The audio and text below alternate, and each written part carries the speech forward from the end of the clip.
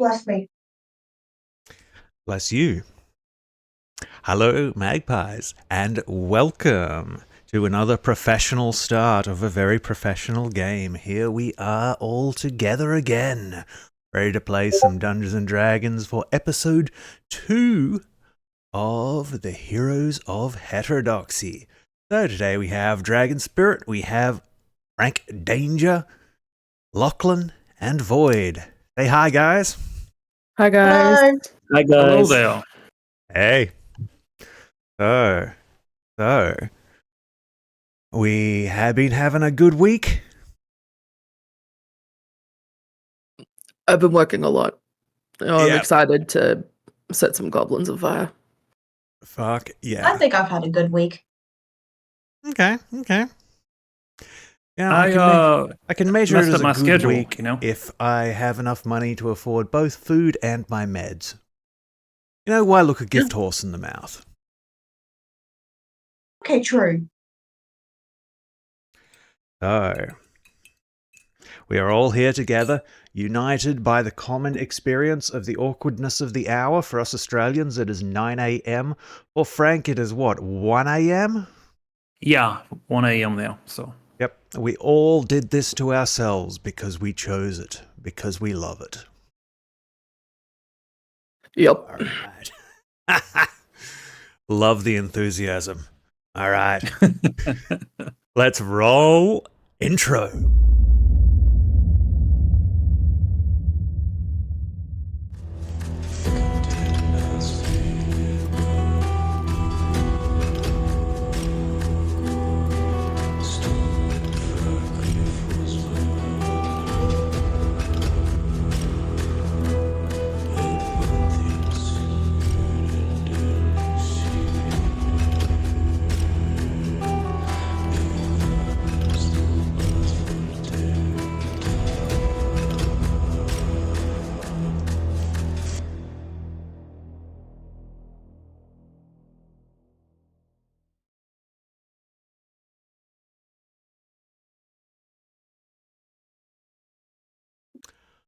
Hello and welcome back. We are in. We are live. We are ready to go. So, we find ourselves in this snow-swept, evergreen, dappled, mountainous land of tall hills, soaring mountain peaks, and deep valleys where life is protected, the elements. On the season of spring, the rains soar through the months of Tarsak, aptly named the Claw of Storms. Moisture is spread across the ground by the melting snowdrifts.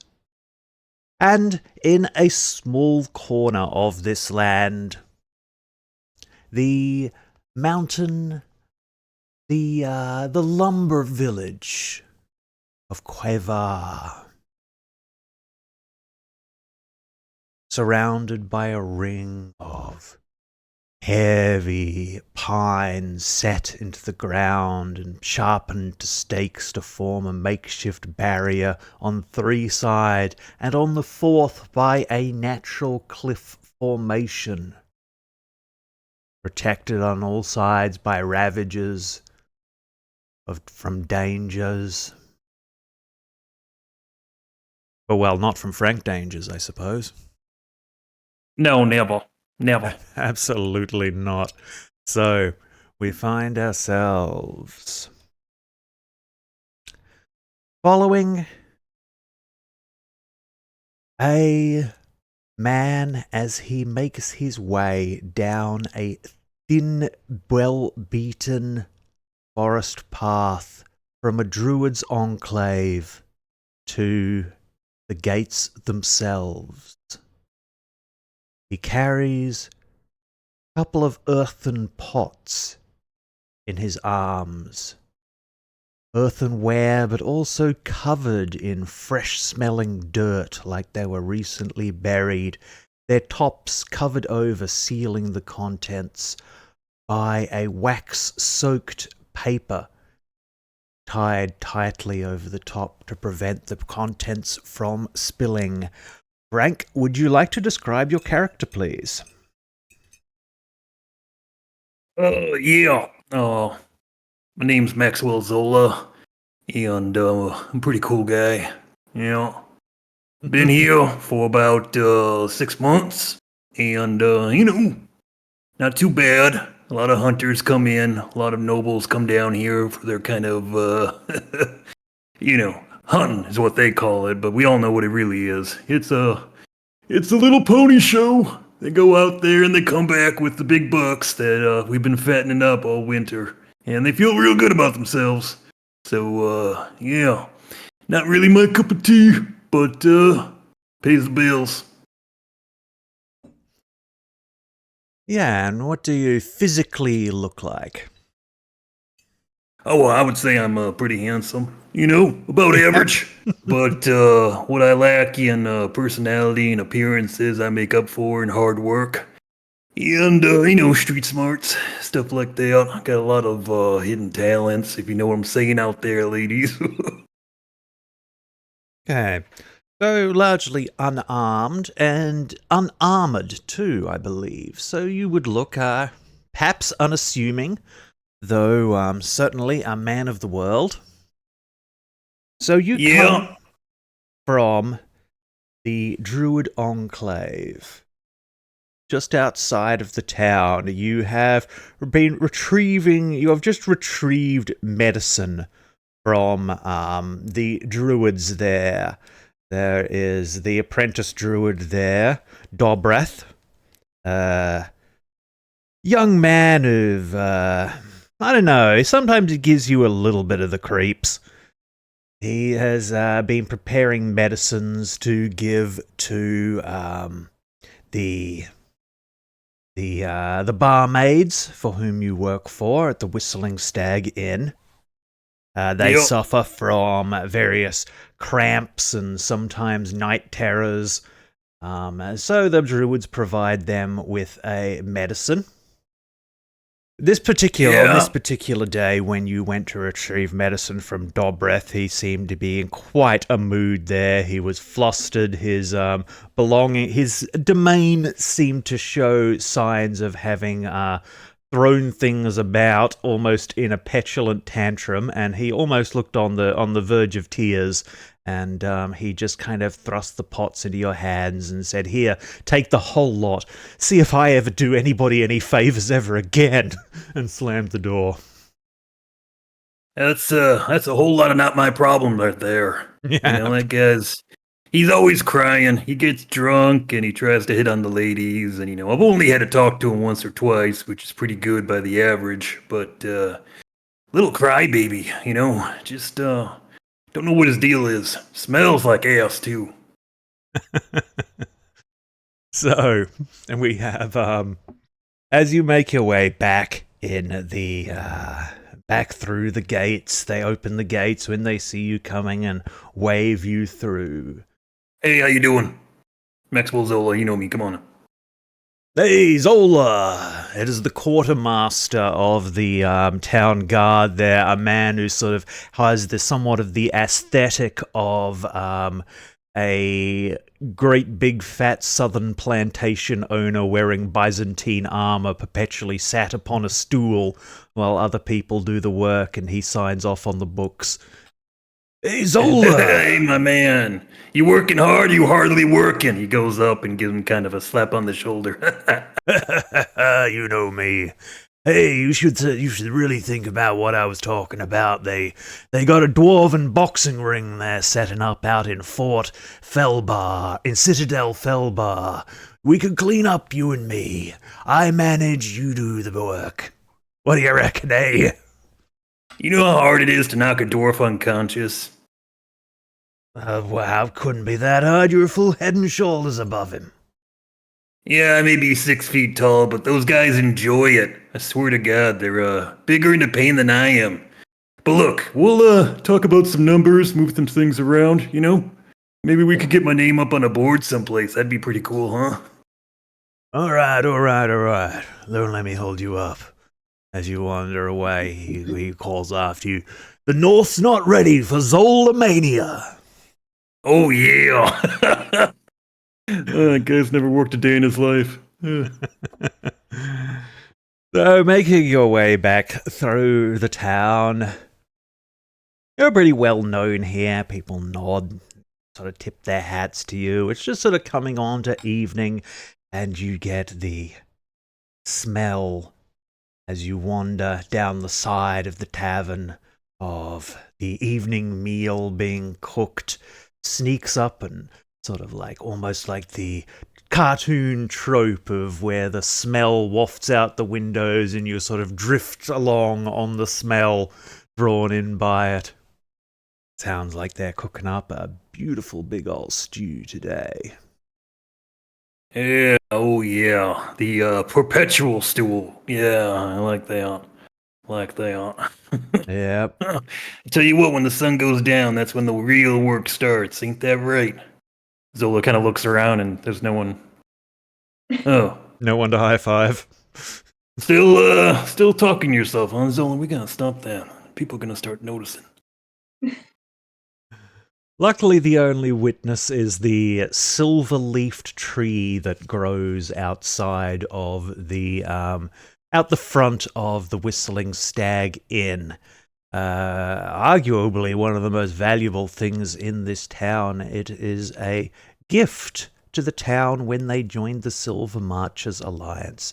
It comes from a seed from the personal garden of Lady Illustrial Silverhand, the leader, the Silver Marchers Alliance. Kind of an I still almost remember the otherworldly presence to its almost silver glow in the evening light. yeah. Yeah, I got roughed up by the guards one night because I was piss-ass drunk and I peed on the tree. So, they should really put a sign out someplace. Yeah, that was the week you slept in the stables. Yeah, yeah. Pigs no pigs.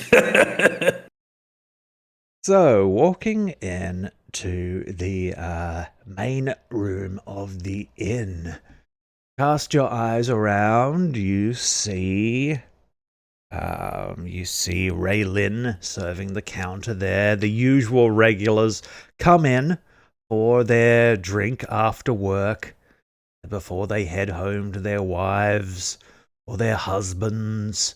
And you see there, as he has every day this week, there's a dwarf set up his little stall there, buying old used candles and selling new candles. Calls himself Wolin Waxsmith. You I call him pretty sure he is running an illicit trade, but you haven't quite figured out how he does it yet. Your contacts in the underworld tell you that he's the person to speak to about illicit stuff. And so far, he just seems to be trading candles, but sometimes you see a little bit more money pass hands than warrants the candles that he gives out.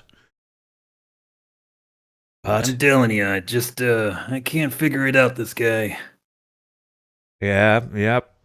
And however, there is the crowd is a little bit subdued and reduced today because it seems that people are sort of coming in to relax after the day and then sort of tightening up a little bit with suspicion to see a new group of people here. What with the Black Blood tribe threatening the town, people have become a little bit on edge around strangers. So it seems the people are only coming in for 1 or 2 drinks rather than 3 or 5, and heading out again. Other than the Waxsmith and a few stragglers, the room is empty, except for a couple of exotic-looking strangers. A blindfolded woman, a halfling, and a robed man. Huh. All right. Well, I'm gonna do a quick once over. See if the guards let them keep their weapons or their magic doohickeys, however that works. Yeah, it looks like they have been allowed to keep their weapons, which the head of security for the town is an Earth Genasi named Undreth. And he usually gives people a chance. Just one, though. All right. Well, man, this whole thing with the Black Bloods reducing business means we get less cuts, means I make less money. That's a real pain in my ass. And I got this whole boxing event I could do, but we got some adventurers in town. Well, shit, beggars can't be choosers. Might as well go talk to these guys, I guess. I should go talk to the bar maidens first, though. Maybe sure I get some names or something.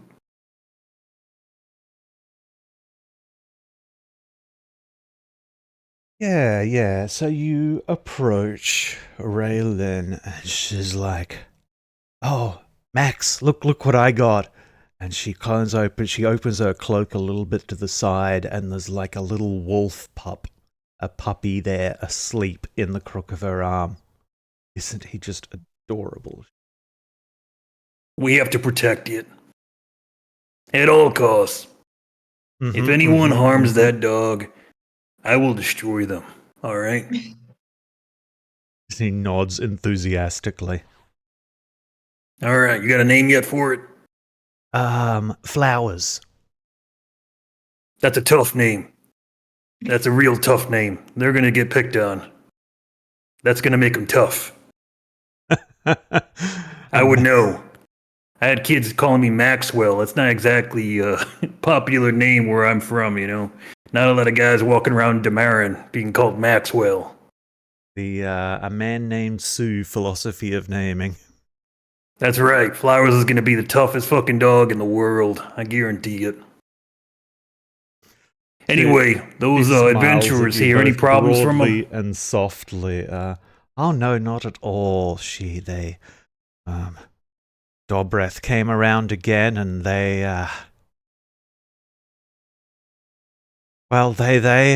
gave helped us come up with a new nickname for him. Dog Breath. Oh. Oh, because it sounds... Okay, yeah, that checks out. Yeah, that's not bad. Yeah, I've just been calling him shithead behind his back. She sort Yeah. of giggles and jerks a thumb over her shoulder. Brianna came up with it. That's not bad. All right, which one of them is the boss? There's always a boss. All these adventurers are the same, you know. They're in it for the fame and the glory and the Has her fortune. eyes and says, "The guy in the robes talks like he's the boss, but doesn't give me boss vibes. I would say the halfling." All right, then. All right, I'm gonna go talk to them about this whole Black Blood situation. We gotta get business up. We gotta, not to mention the travelers are getting turned away at the gates. You know, not good for us. Mm-hmm. Meanwhile, All right, Meanwhile, yeah, I'm gonna go ahead and approach them. so you guys are enjoying perhaps a complimentary mug of ale on the house and some breads to soak up the alcohol in your relatively empty stomachs. Perhaps a little bit churned from teleportation. Are there any teas or non-alcoholic drinks available? Yeah. Yeah, they could rustle you up how about a glass of malted milk? Sounds good. All right. sorry, is Brooke drinking Milo? I guess. Brooke of the milk moustache. It's just like, I apologize, but my order forbids me from consuming alcohol. How about some Milo instead? Okay, sure. Hey. Yeah, non-chocolate Milo.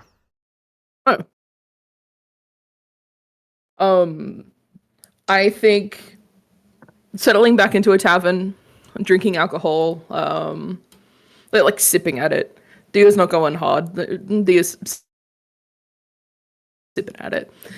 I think Dia is potentially trying to convince Norman to play a couple of rounds of cards with her. Like, come on. Oh god. It's time. I don't You know how to play, right? No, What do definitely you not. mean?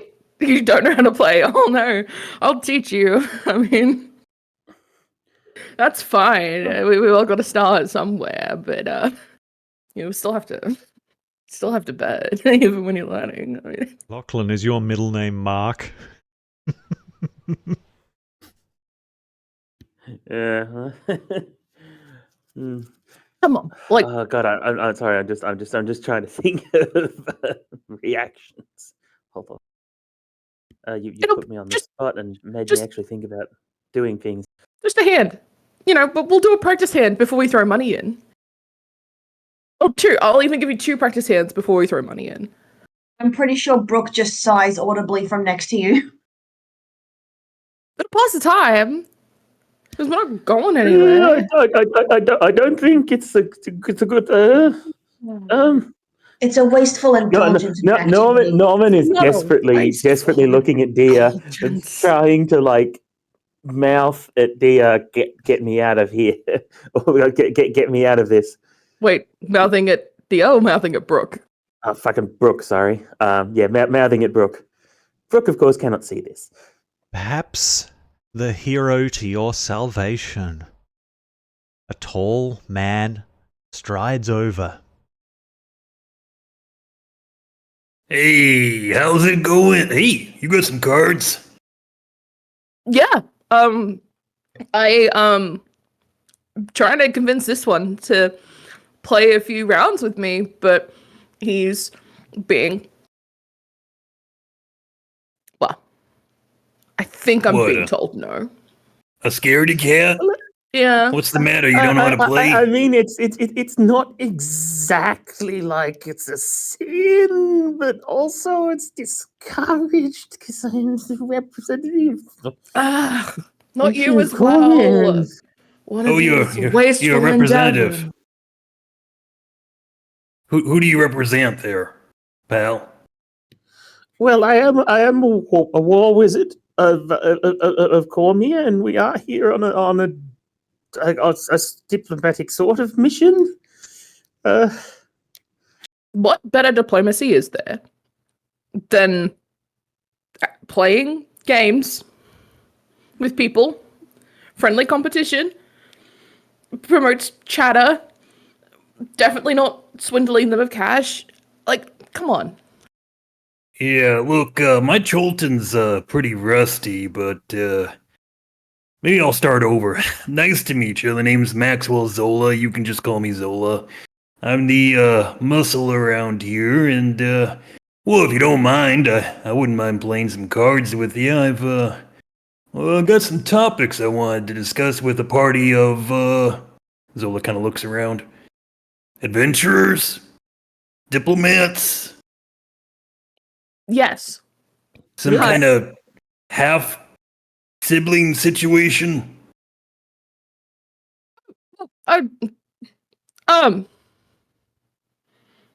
Adventurers works. Adventurers works. Diplomacy's kind of a weird one. But yeah, I would love to play cards with somebody. It's nice to meet you. I'm Dia. Dia. Dia Banksia, but just Dia is fine. All right. Scaredy cat over here is Norman. Norman, huh? Yes, Norman Lightbringer. Yeah, you picked that name? My mother picked my name. Yeah. Classy lady. Norman's a good one. And how about you? Brooke. All right. I'm guessing you won't be playing. My order forbids me from engaging in such activities. Oh shit. What order is that? The left eye of Manassa. It's not local here. Yeah, I can't say I heard of it, but then again, I got a pretty small view of the world, to be honest with you. All right, how about this? We play a hand or two. Those of you that can or want to participate. Me. And all right, we'll deal then. How about you, Norman? Come on, Normie. Come on, Norman. Maybe I'll watch and I'll learn the rules by watching. Okay. All right, you're the kind that likes to watch. All right, that makes sense. All right, dear, let's make this. What are we playing here? We're playing Rummy, War, Dragon's Flight, Mom's a Whore. What are we playing? Oh, I haven't played Dragon's Flight in a while. Let's play that. All right, let's do it. Your cards are mine. Let's use yours. And you can just see Zola quickly reach in to his vest and pull out a pristine deck of cards. And he starts to shuffle them back and forth between his two hands, the cards just with incredible dexterity intermingling with each other and folding. He knows cards. Yeah. I great guess practice hand. Oh, thanks. Yeah. I know how to use my hands pretty well. All right, Dragon's Flight it is. And he'll start dealing out. Cool. All right, what are we betting? Everything's got to have a bet.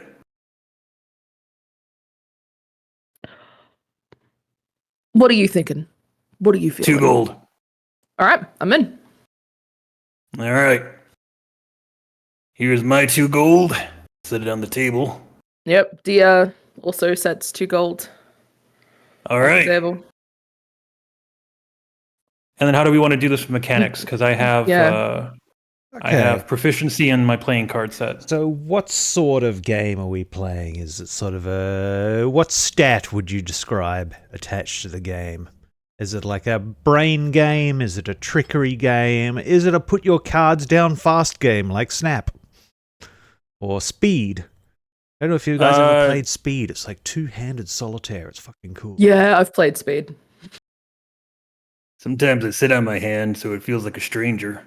Mm-hmm. Stranger in the night. Yeah. No, Dragon's Flight is about knowing when to hold them, knowing when to deal them. There's a certain number of cards in the deck. Yeah, yeah. So pretty much it's a risk-reward situation. Do you keep your hand or do you try to swap it out to get a better hand? Essentially poker. Yep. Okay. Poker trying to has get a flight. very mixed variety of intuitive intelligence and reading people. So let's say wisdom. Okay. All right. I think we're pretty evenly matched for wisdom, aren't we? I mean, I feel pretty wise, but it's my proficiency in the tool. I'm going to be going ahead and Yeah. Just like So that. you'll be adding a +2. Yeah. Ooh. All right. Oof. Okay, yep. That's a natural 20, right? Yeah, that's my first roll in your little game here. Crit. Okay. So how much were you intending to bet, Void? Oh, Dia? we were betting 2. Yeah, gold? just 2 gold. All 2 right. gold. Somehow, before you realize it, he's swindled you out of 4. Oh, ouch. It was kind of a double or nothing situation. You went for it with that extra pocket draw, but I know you were going for the Emerald Dragons, but I had full rubies on Onyx. Sorry about that, kid. No, it's how it goes. That's the fun of it. It was all going so well until he played his Red Eyes White Dragon. That's banned. Yeah, we're playing Who doesn't standard use that Dragon's Flight. anymore? Yeah, catch Where up. have you been? Okay. All right. Well, now that the formalities are out of the way and I've established myself as a decent player, Mhm. let me tell you guys something. Are you here on a purpose, on a mission of some sort? You said you're on a diplomacy, huh? You guys just a bunch of ink and paper kind of people? What are you? Well, our long-term goal is to make contact with Silvery Moon on behalf of the Raven's Banner, but we seem to be some distance away from Silvery Moon, and we're hoping to help people along the way. We encountered, apparently there are some goblin bandits on the roads further up the valley that we We were were told that thinking there were of. an unusual activity here as well. Yeah, that's true. Yes, and That's that very true. Yes, we met a knight, one Sir Thoromus of the Knights of the Unicorn, who had been attacked by these bandits, and we were hoping to recover some of his supplies and then perhaps get him down to the to the fortress of the Knights of the Unicorn down to the south. Yeah, and that's what you said these goblin attacks are? The goblin attacks were as we were coming into the area. Yeah, from the south. We came in from not the south, didn't we? We came in. We're from, heading south. Yeah, we're going south. Ah, I see. Okay, so you came up. Came All in right, so from the west, the that's goblins right. are north, and then the fortress is to the south. Okay, I see what you're saying here. So this knight, he made it, huh? We were able to assist him. He's recovering. Okay. Yeah, we got a druid in this town. They're pretty handy. You talked to them already? Dia responds in Druidic, yes, we have spoken to them. And then translates herself. Yes, we have. Okay. Yeah. Well, Druid. good stuff. How about the goods? Did you take them? No. Why would we? Oh.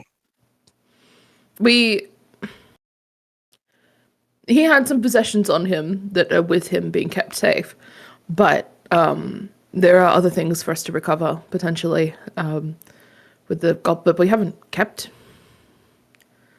anything. They're either with him or with the goblins, and hopefully soon to be liberated. Okay. So, just to get this straight here, you're traveling under a banner of a raven, and somehow you ended up here, way north of where you intended to be, and your plan is to march south and just, and I'm going to put my air quotes up here, help people along the way until you get where you're trying to go to do the thing you're trying to do. Is that what I'm understanding? Norman smiles broadly. Yes, exactly, yes. It was Norman's words, not ours. Dia, sort of looking between Brooke and Norman, kind of gives a, we're just gonna roll with it. Roll with it. Whatever comes up, we can make a call at the time. But helping people's useful. More for, more than just the helpful part is the, making sure we've got places to stay and, Okay. Well, look. it's not always a, we're sticking around to help out a little bit before we move Great. on. Let me present with you a way you can help people. See, I'm people, or actually I'm Zola, but I'm people as well, last time I checked. And this town here, alright, main source of income is a bunch of hunters coming down here from the cities and staying here at this lodge and getting piss-ass blackout drunk every night. Alright? Chasing after ladies and whatever dreams they're having. And right now, that's not really happening because we've got a little problem with some werewolves. Alright? Now, I only just met you, and frankly, your talent at cards could use some work, but hey, everyone gets a bad hand every now and then. Yeah, sometimes you're just unlucky. Yeah. So, look, we got these goblins, right? We gotta take care of them. Alright, by we, I mean this town. And by this town, I mean probably me, because everyone in this town is kind of a pushover, to be honest with you. Now, what you say you guys join the Zola. Zola joins the... What's your adventuring party called? We don't have a name. We don't have a name. And if there is anybody in this place that tries to tell you that we do have a name, it's not our name. It was thrust upon us. We don't have a name. Okay, so do you want to just pick a name then? These things take time. No, they don't. Yes, Norman. I still quite like the Flames of Justice. No. Flames of Justice? Are you kidding me? I'm in. That is what Dobra did name us. Oh, that piece of shit? Yeah, that makes sense then. We'll tell you what. We'll call it the Strangers, featuring Maxwell Zola. All right, until you guys figure out a name for yourself. I'm amenable to the idea. All right. So here's my idea. Tell me if you agree to it. All right. We go up north. You guys show me what you've got. You understand what I'm saying? Show me what you've got. Let's take out some goblins. If that job goes pretty well, I'd like to talk about the bigger problem we're having in this area. One that could affect you quite a bit if you plan on heading south. But, hey, more details to come after we finish our first job, you know? Sounds good to me. Yeah, I'm in. And because Fair I'm enough. in, they kind of have to be in. Are you the boss? Dia, side-eyes Norman. And glances over Brooke. And Functionally, she is. All right. Yeah, well, All right, well, look here, Dia. Let me get down to your fucking level here. I'll take a knee. excuse me? I, Maxwell Zola, all right? Will temporarily be your employee. All right, so you're my boss. All right, don't ask me to do shit you won't do, and don't treat me wrong. You understand that? Dia salutes. All right. You got it. All right, then. The boss. I'll turn around and shout to the girls at the bar. Hey, I'm taking some vacation time. We're gonna go take care of these goblins. Maybe we should probably sleep first. It is Isn't this- winding down to evening. There is a little bit of time if you guys would like to explore the town. Otherwise, it looks like dinner will be coming out soon. Oh yeah, it's evening. Traveling at night against goblins. Screw that. Yeah, Yeah, well- especially the temperature at night tends to plummet a little, and it looked like those storm clouds were rolling back in. We'll hold off then till morning. First thing in the morning. All right, well, Dawn. I better start training. What do you think? 2, 3 beers? I think if I tried that, I would fall over. We got little ones. Dia looks at the ale that's like the size of her head. They're like, oh, Yeah. I'll keep working at this one. They got 1 liter cups here. God, I love this country.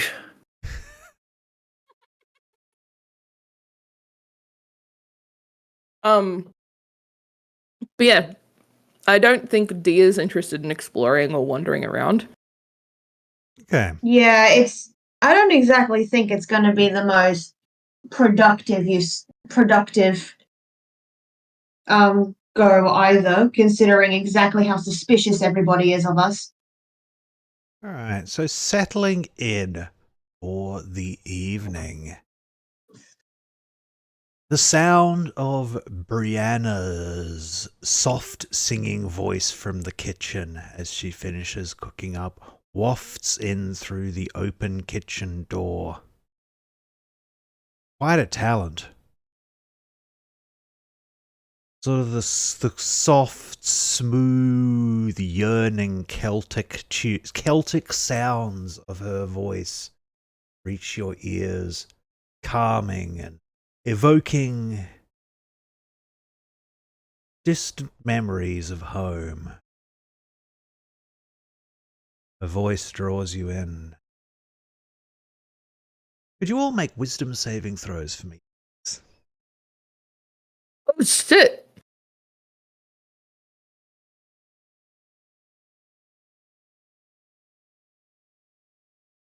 Yeah, Max, you enjoy listening to her.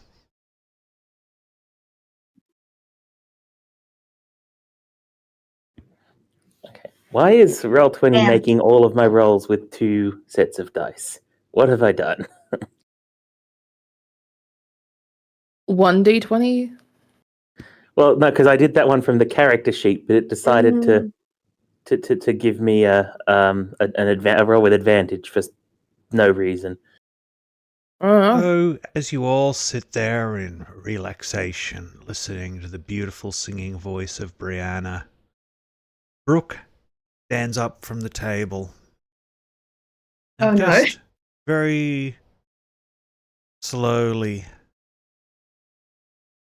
almost like sleepwalking, starts to walk towards the kitchen.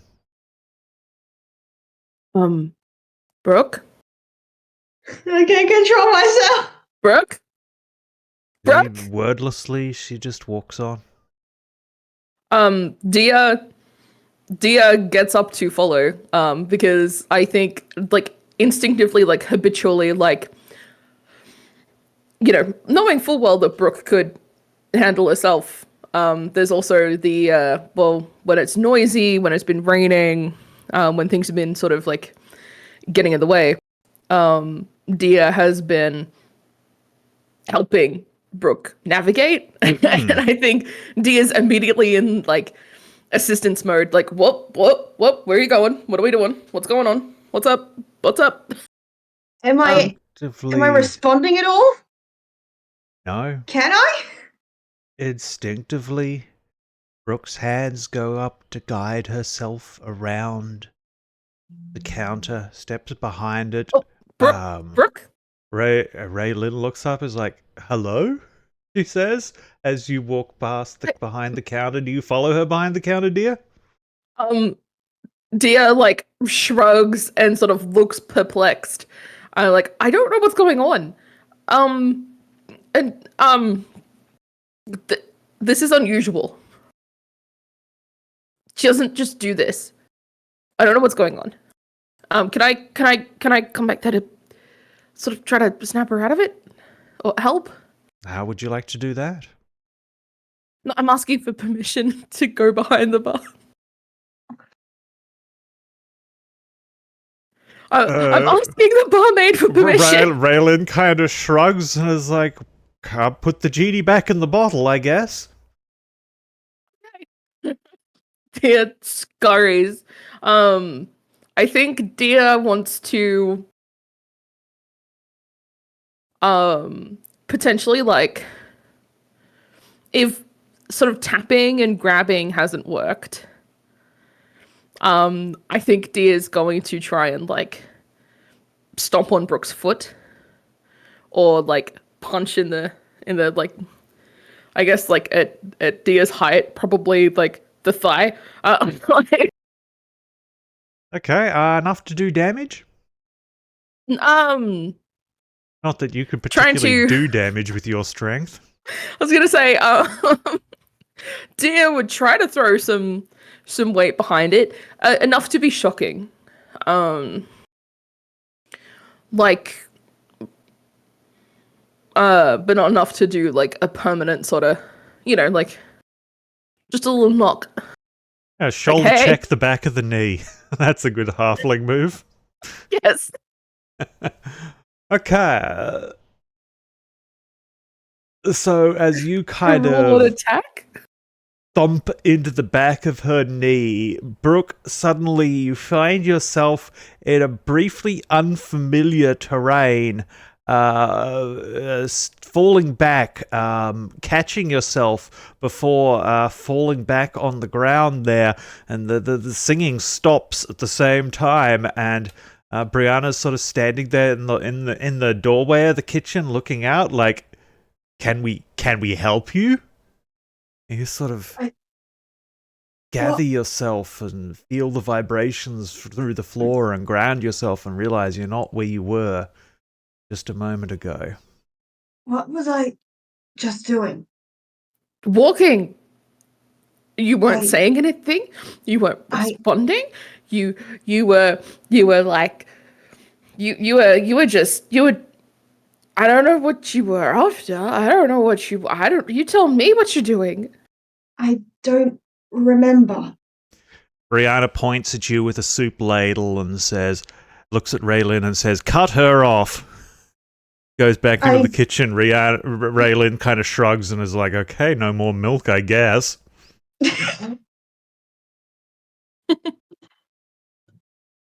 I'm sorry, I don't know what came over me. That's just my intelligence is pretty like I've got a flat intelligence, right? Can I do Don't put yourself down like that. I think your intelligence is just fine. Oh, thank you. Can I do some kind of check to see if I can sort of glean any sort of like clue or hint or anything to what's going on? Sure. In fact, you could roll history if you have it. I don't have proficiency in it. Okay, just intelligence then. Sure. All right. It's just a flat roll. So Probably witchcraft. yeah, that tracks. Dia is going to do nothing with this information. Just keep a very close eye and ear out. That helps Brooke back to their spot where they were sitting before, and just I don't know what that was. Do you need to go to the room? Should we? I'm okay. Okay. I'll be fine. All right. Eventually. She definitely looks a little bit discomforted by what just happened. Mm-hmm. So, with not much more to go on there, the evening starts to roll on, and more people file in to have their bowl of stew for the evening. And a small crowd begins to gather, and a healthy hum of conversations across the bar happens. There is the main common room with several rectangular tables, and then there is like a side room separated by a curtain that has like a performance stage. It's a slightly smaller bar room, several circular tables, number of pillars, and some long tables. It looks like it's kind of like the personal, kind of like the events room of the hotel, you know? Mm. Mm-hmm. And it sounds like there's a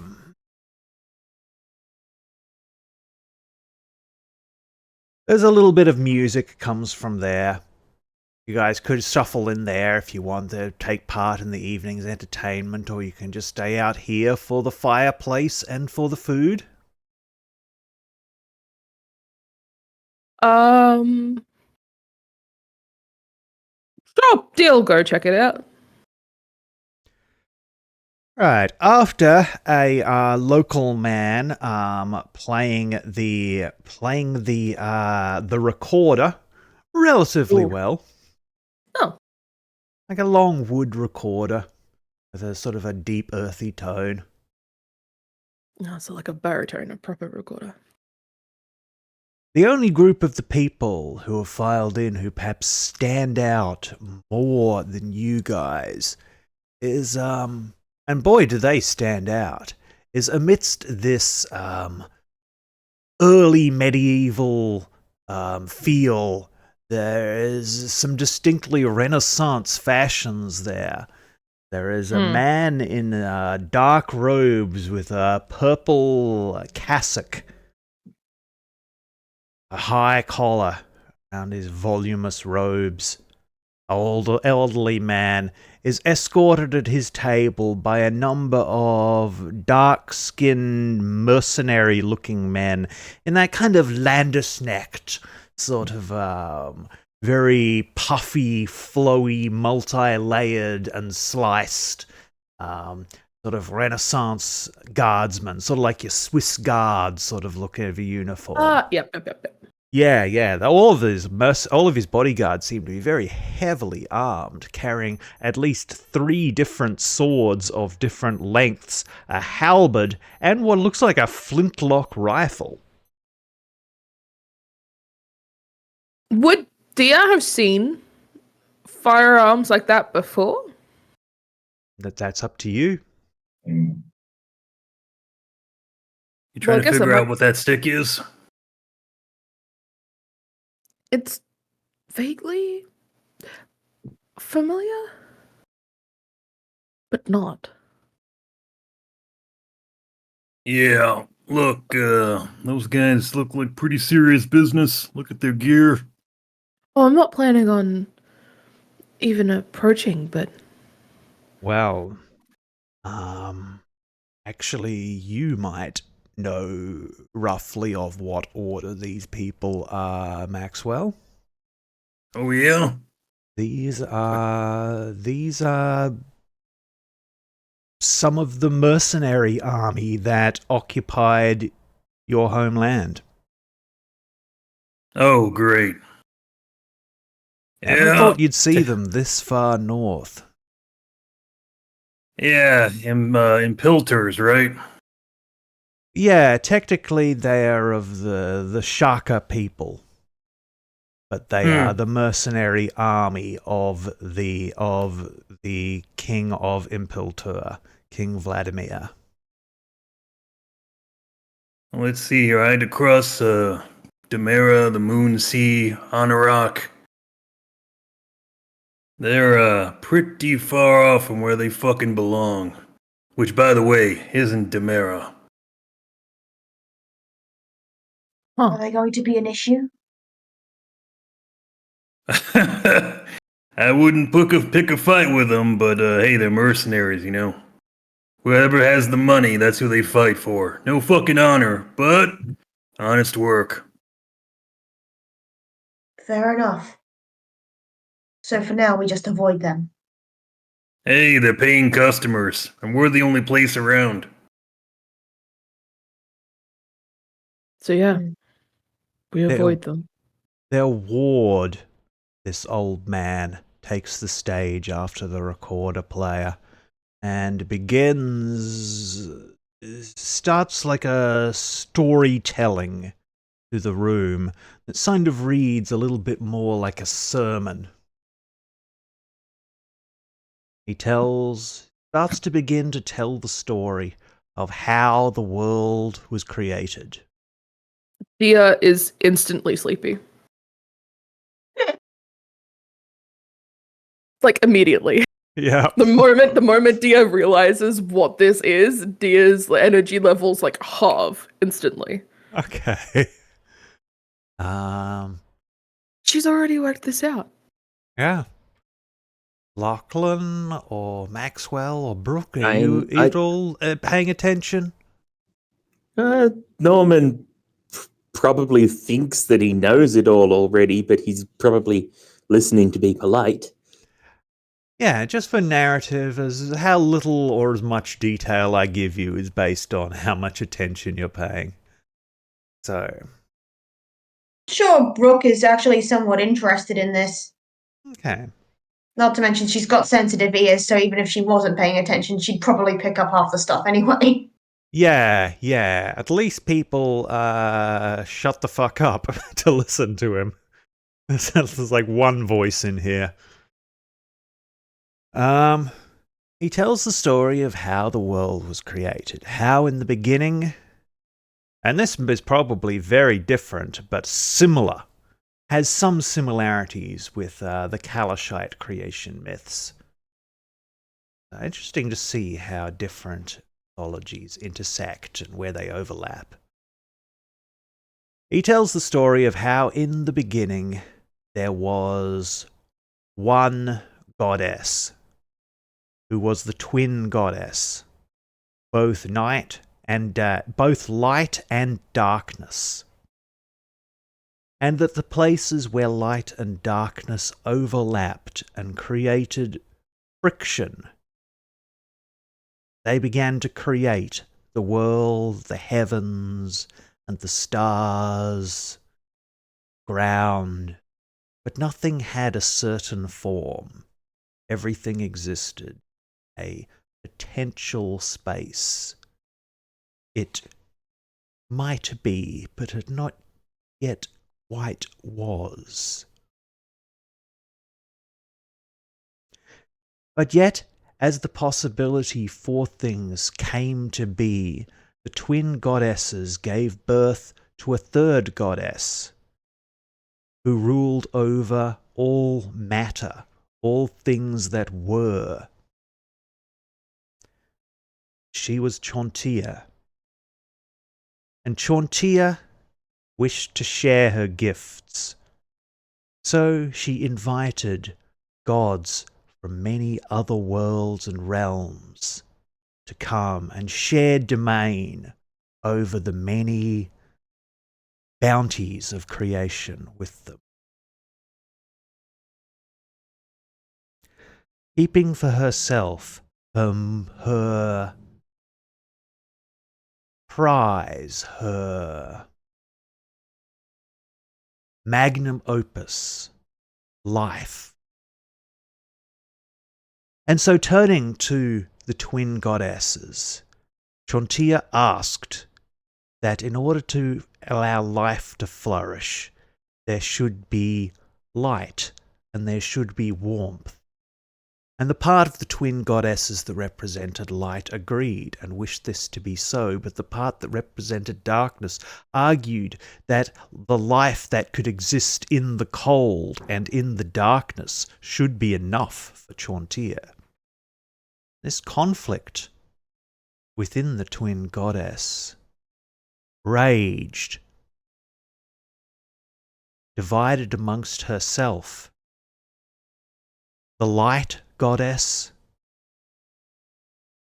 pulled into being, took a great part of her essence, greatly weakening herself, and created a weapon like had never been seen before.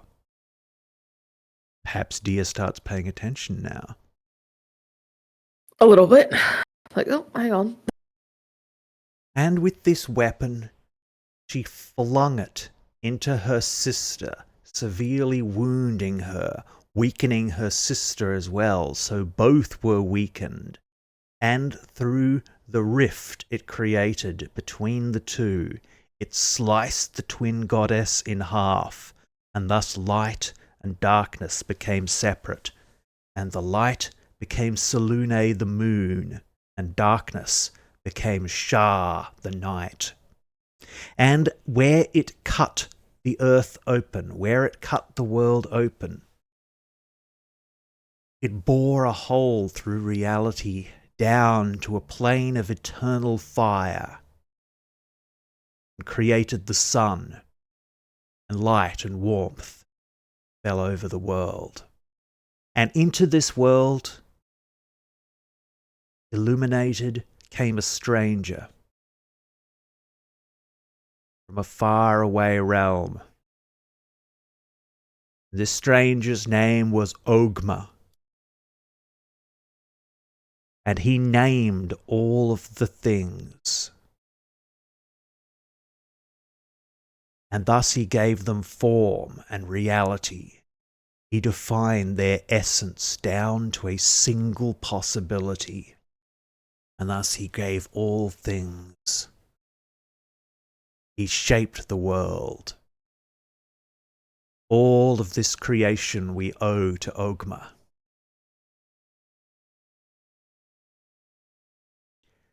And he lives on, breathing in ideas and inspiration, for he rules over knowledge. From the possibility of all things that might be, he sifts through them and decides what shall be by giving it a name. And thus he rules over the true names of all living things and all inanimate things, that by speaking he may control, or he may cause it to cease to exist entirely, or he may simply kill. It is through the benevolence of Ogma that we live.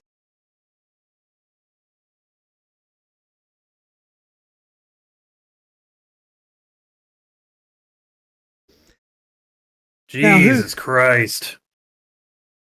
I know, right?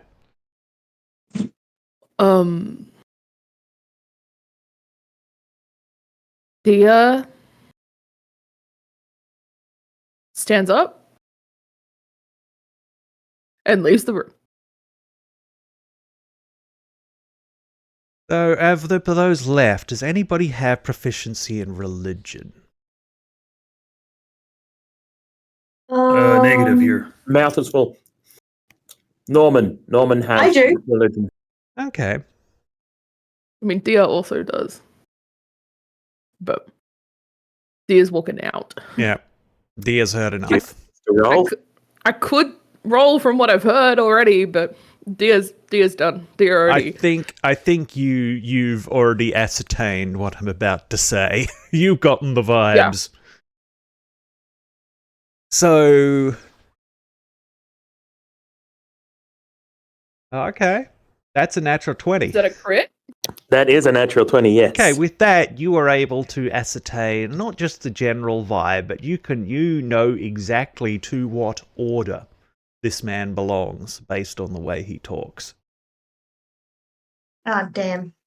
Brooke, you get the general vibe, which is that the implication to this the way this man tells the creation myth, because a story always reveals much by how it is told. It is the passing down of memory from receiving it to passing it on. Storytelling, it is an attempt to shape the world as much as it is being shaped by it. This is a deeply conservative version of theology. For the implication is that by Ogma controlling the potential for all things to be, well, he named everything. And gods are capricious. And he will always favor his creations. Therefore, this is a view of the reality that always reinforces the status quo.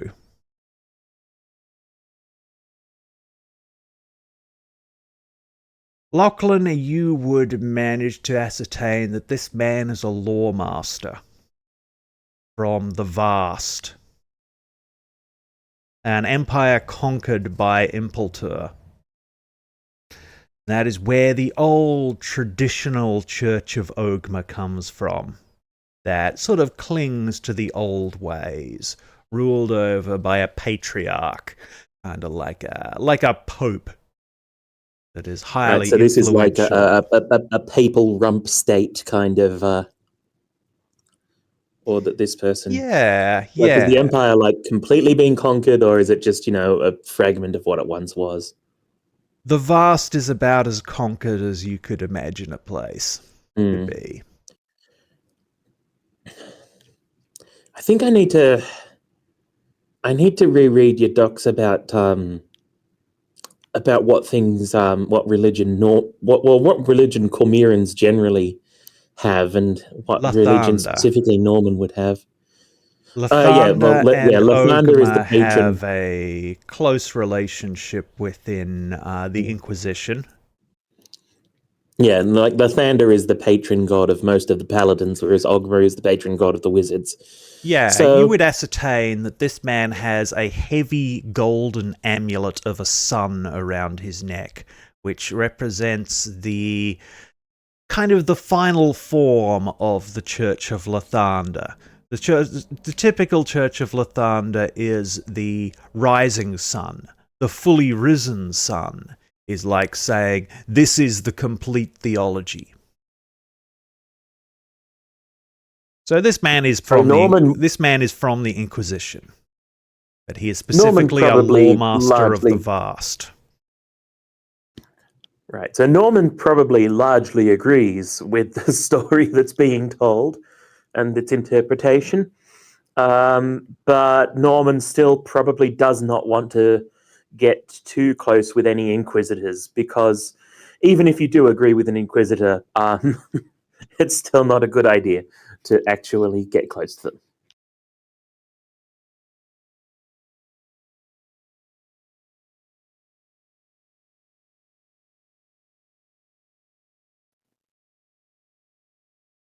All right. You know, I feel sorry for him. The vast. Oh, so Yeah, I pity them. Oh, I mean, it is a terrible thing for an empire to collapse. The instability of it all, and the Oh, don't forget, I'm Damarin, brother. So, the vast is just, well, we share a border. Or at least a mountain range, anyway. Yeah, you see those fancy lads over there with the swords and the patterns? Those are the mercenaries that keep everything in order over there. We're both under the same foot. But whereas my people, the Demarans, tend to fight back, the vast over there, I don't know. Rumor is they kinda like it. Think I've had my fill. Probably not gonna be any problems here tonight. Gonna get some rest before we meet up in the morning. I suggest you do the same. oh yes, yep. All right. I think Norman is going to head up to the bedroom. Mm-hmm. It's where Dio went.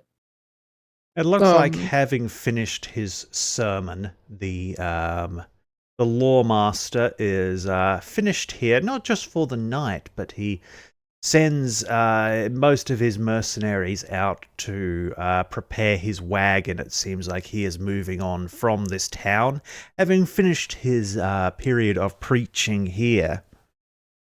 And he, after conversing with several members of the town, seems like some of the more important people of the town have come out to see him off.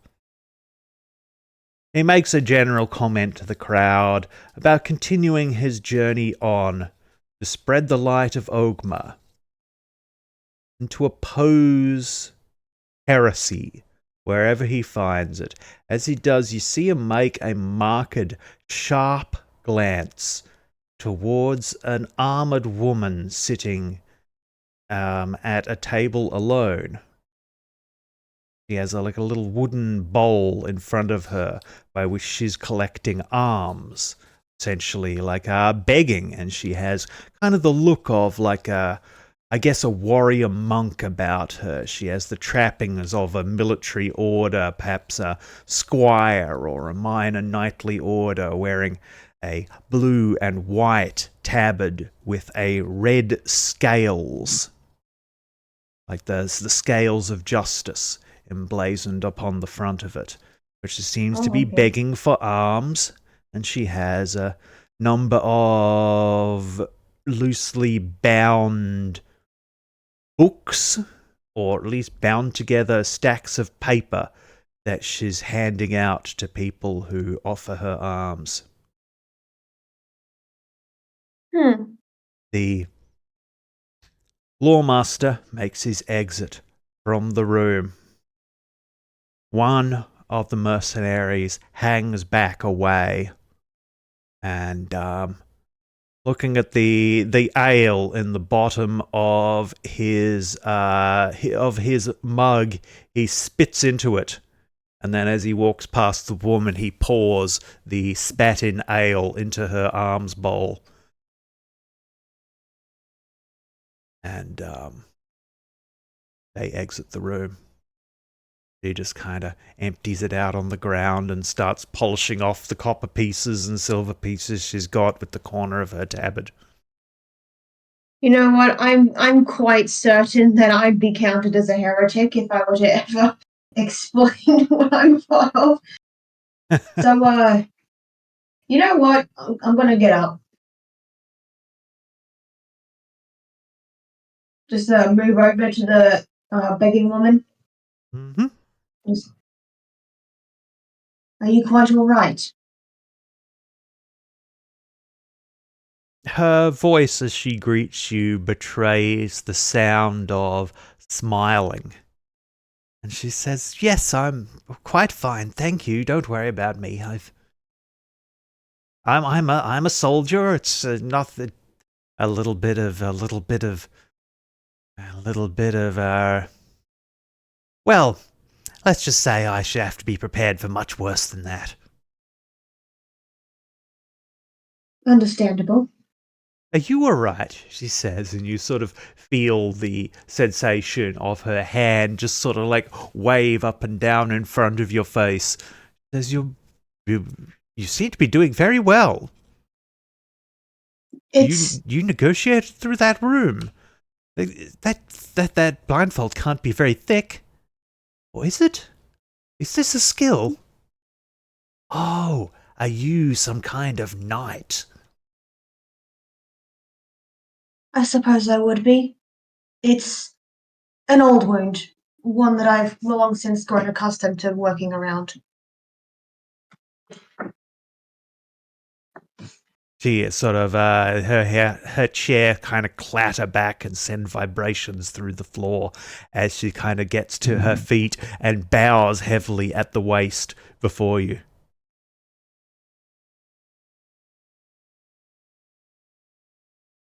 Jeez. Brooke is like just a tiny bit taken aback by this, like, huh? Says, forgive me, lady. I am Fauna of the Ordo Meditare. You probably haven't heard of us. We haven't been in any major battles yet. We're just really a very minor knightly order. Well, not even a knightly order, really, just a military order. I see. I am Brooke. I come from Kalashite. Wait, so Kalash. Is it? Yeah, a Callum Callum Shan. Kalamshan. There we go. I can't. Lady Brooke of Calimshan. Indeed.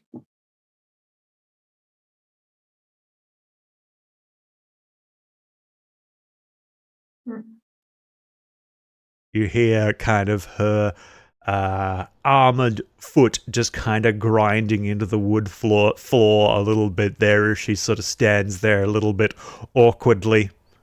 And you realize by the sound of where her voice is coming from, she is still doubled over in a bow, waiting to be given permission to rise. Apologies. You don't need to bow around me. I'm you can rise again. She straightens up and she's like, apologies, lady. There's no need to apologize. I'm quite far from home. I'm not entirely familiar with customs here. Oh, may I perhaps offer you one of our she sense her reaching, offering one of the stacks of paper before you, and she pauses and goes, "Oh, I'm sorry. I guess you can't read them. Oh, I'm sorry," and she bows again. It's okay. I'm certain one of my friends can read it for me. Just like, yes, two people who clearly do not know how to talk to people. Oh, this is delicious. Just like social situations, the one thing I'm not very good at. Thank you, lady. Thank you. You hear the What little exactly is it that you're doing here? a jingle, like kind of like gentle wood thud as she very gently nudges the arms bowl. I'm pretty sure I've got some kind of copper pieces here. Oh yeah, yeah. You know what, I'll give her a gold. Snap down at the waist again. She's bowing before you again. Thank you, she says. You're very kind. You should.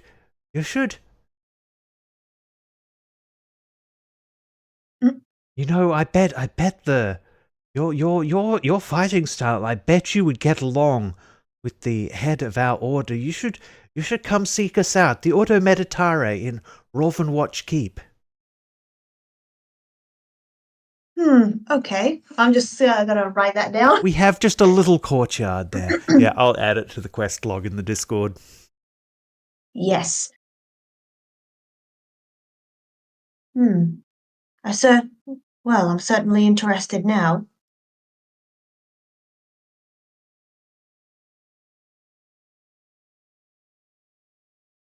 Though I am curious, what exactly would cause such an up-in-arms reaction from... And she just basically turns in the general direction of where all the mercenaries had just gone.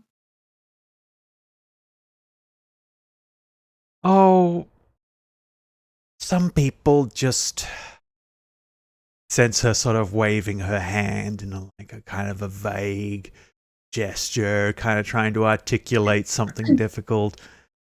They have a problem with anatomical art.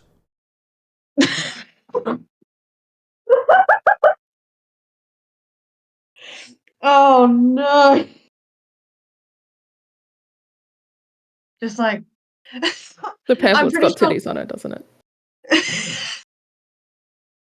Just Brooke in the manner of someone who definitely doesn't know what she's actually talking about. Just like, I see. Ironically, she does not see.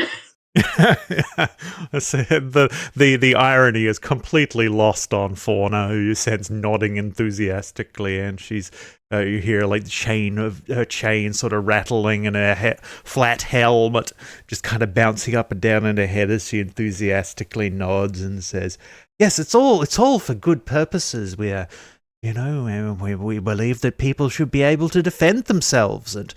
We sell manuals of self-defense, and that's kind of how we make our living. As I guess in the monastic sense, we've developed our art skills in that way, and as a military order, we've developed our fighting styles. So our lady just said, why not put them both together? I think it works wonderfully. Indeed. Very well. I'll see if I can seek out your order in my spare time. I'm always quite happy to try and augment my current fighting styles.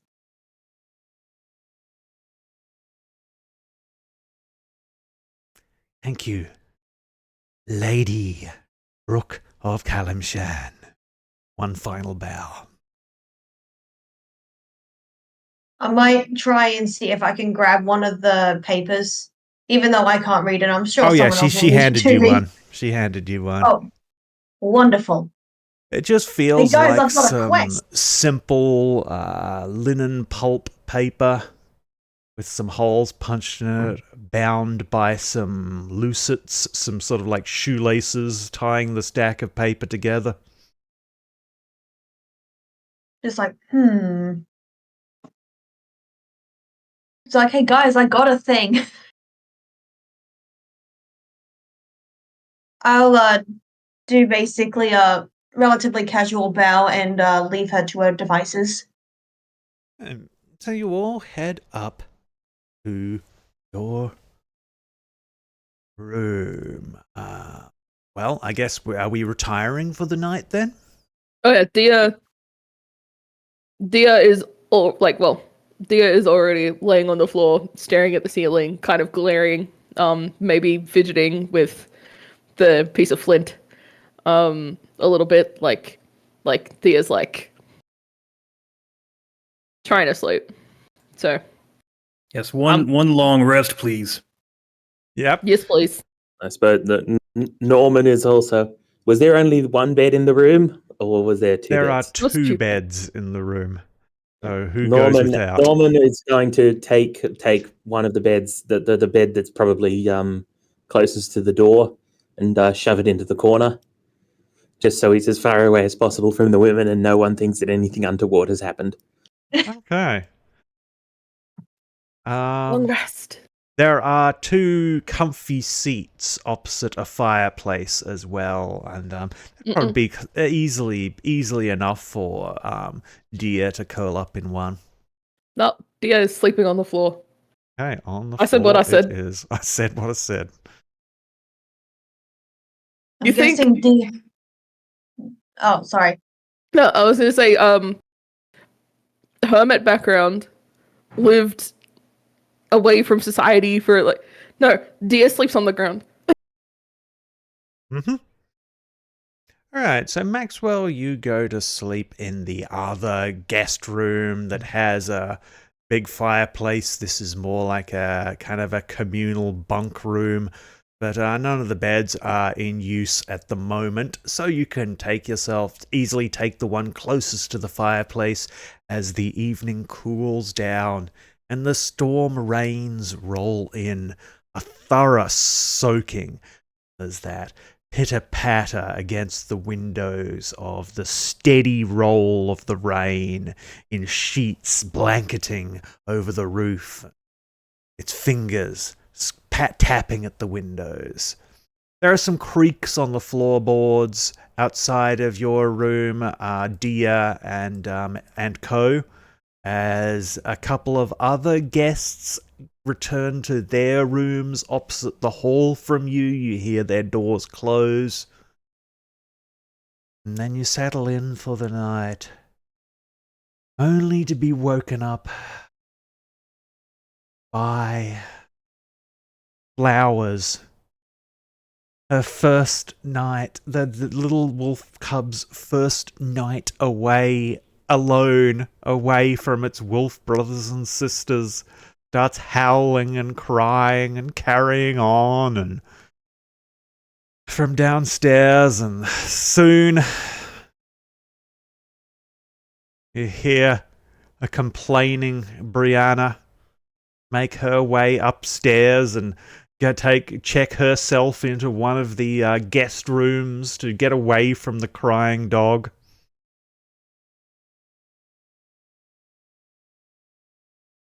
Eventually it becomes relatively quiet again, other than the rain, which relaxes, goads you all down into sleep. So you all receive a long rest. My spell slot's back. Magic. And then awake, it is still dark. The glowing of your respective fireplaces light the room dimly. And there is a yap, yap, bark, howl noise of the dog again. But with it I think- as well, a strange, almost metallic, kind of strange, almost like a woman's voice strained through a long tube, distorted howl in anger and in pain. And Well, there's a I'm pretty crash sure- in the floorboards. Oh, Dia's up. I'm pretty sure Brooke just sits bolt upright in bed. Yeah. That shit Some was loud. strange vibrations are happening through the floor. small creatures and something very heavy. Something's here. I'll wake up Norman. What? Did you hear it? Downstairs. What? Okay. Hush. There was strange noises downstairs. There was a crash. Something's going on. Get up. Get ready. Oh. I guess yes.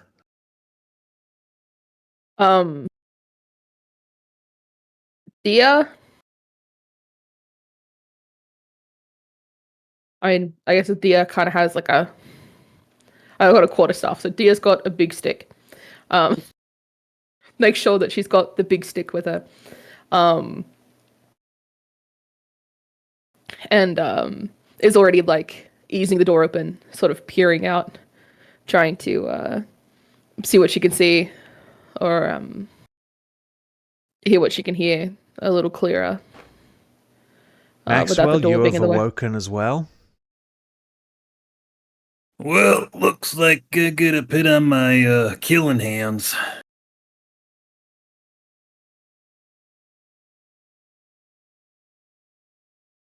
I'm rushing. I'm gonna go out there and find the source of the noise and get going. Sounds like someone might be causing some troubles around here. Okay. For those who head out into your corridors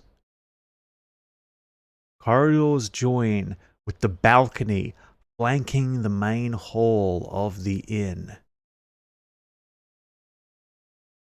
Shall we meet up?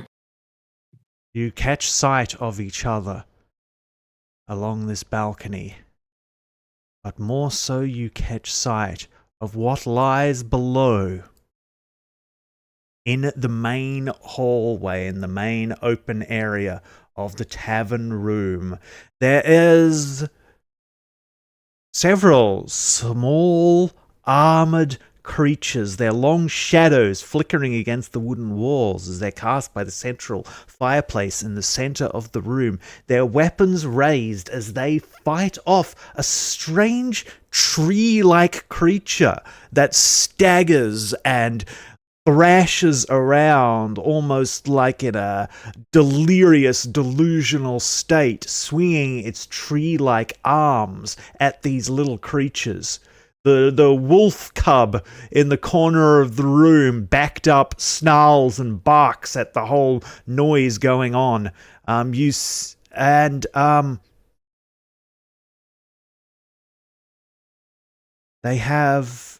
are a number of objects brought into this room that weren't before. There are a couple of barrels, like kegs, strewn up around the table, around the fireplace, and there is a large sheet spread over the fireplace containing a large amount of some kind of powder.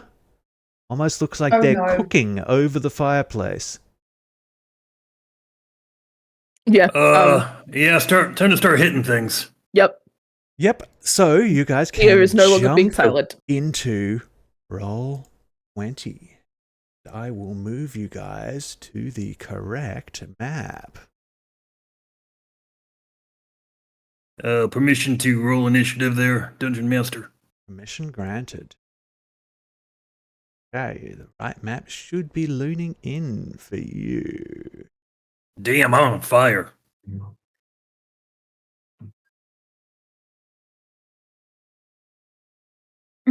Goblins.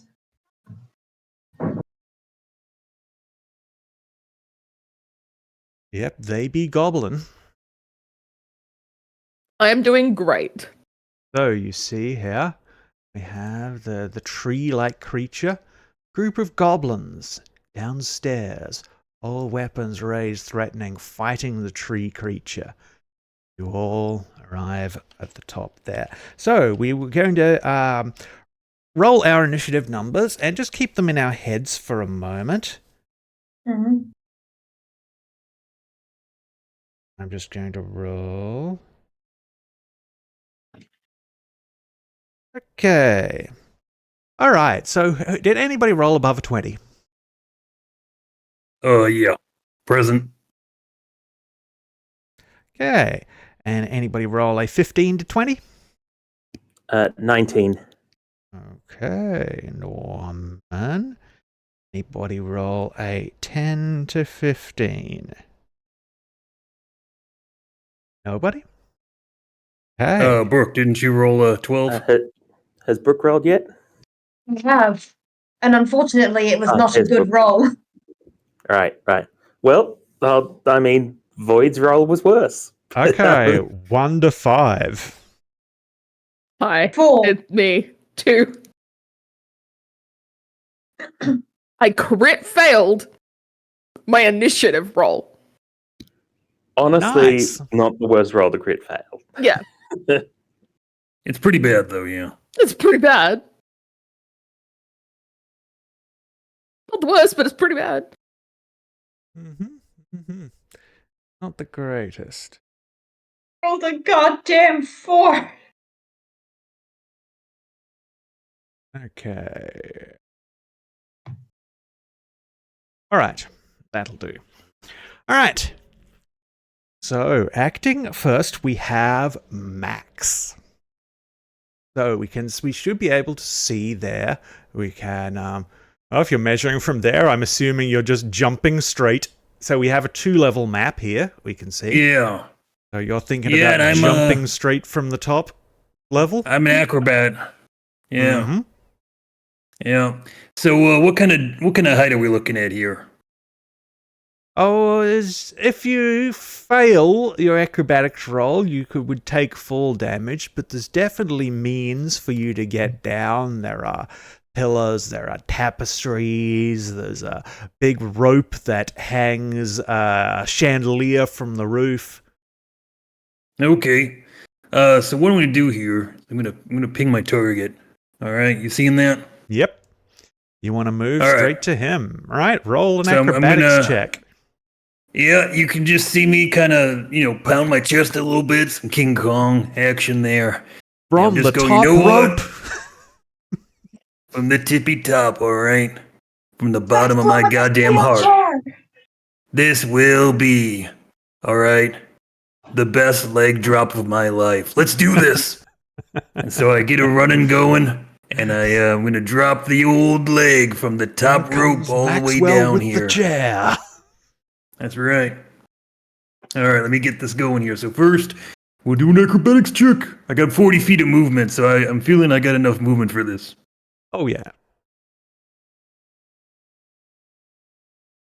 Tell you what, I will give you advantage on your attack rolls since you are essentially just coming down like a thunderbolt from heaven. So just to recap here, I've rolled a 24, 22, and a 23. So this is about as good as it's ever going to get, all right, guys? God damn. You came All right, in like a here wrecking comes- ball. So the leg comes down, striking with advantage, Ooh. and 22 to hit. Mm-hmm. That is definitely just a come- hit. Crashing down right next to him.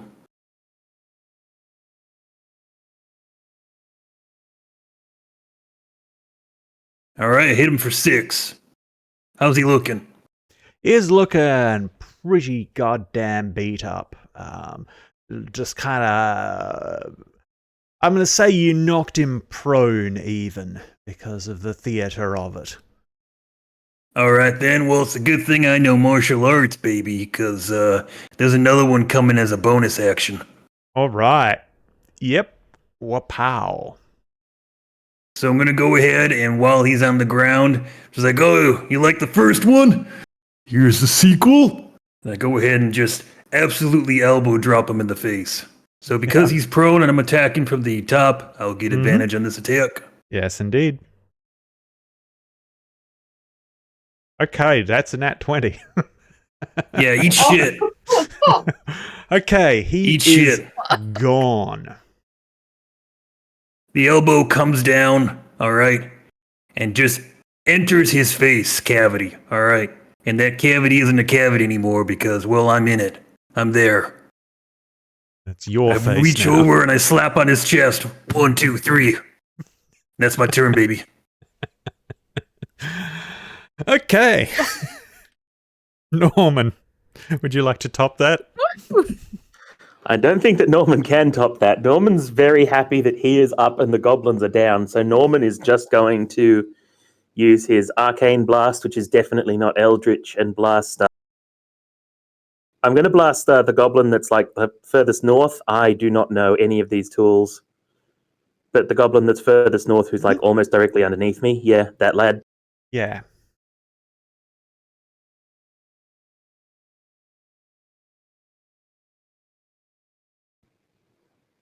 All right, basically shooting 8 right will down. probably miss. That is a miss. Just scorches the ground next to him as he's kind of shrieks a bit and jumps up on one heel. Looks up at you. He's got like a little leather hat with some deer antlers sticking out the side, and he sort of hefts his weapon, sort of locks eyes with you. Perhaps a bad idea to we should be careful with fire magic. If you are perhaps if you are a user of fire magic, I would advise against it. They're doing something with the fire. Okay. Okay. I do not have any bonus actions worth doing, so but I think Norman at the moment is just staying upstairs and going to snipe. Okay, the dwarf waxsmith bursts out of his room wearing nothing but an undershirt with a hand axe in either hand and Also just just charges out and charges and is headed towards the stairs. It's just he's Winnie the Poohing it. I don't know what that means, but yes. Only shirt, cocking. no pants. Yeah. Oh, okay, yes. He is Winnie the Poohing it.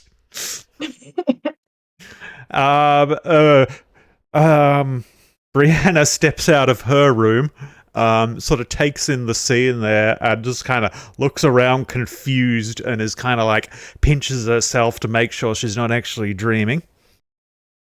And then the goblins can act.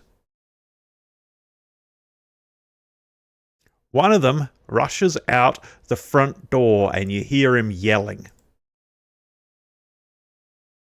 This one, he's going to back up to where he is taking a little bit of cover behind the pillar here, and he is going to hurl a javelin at Norman, who shot at him.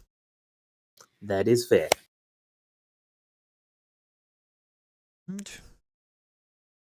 He rolled a 15. Hits. Here we go. That's 4 damage. Ouchie for level 1. Ah!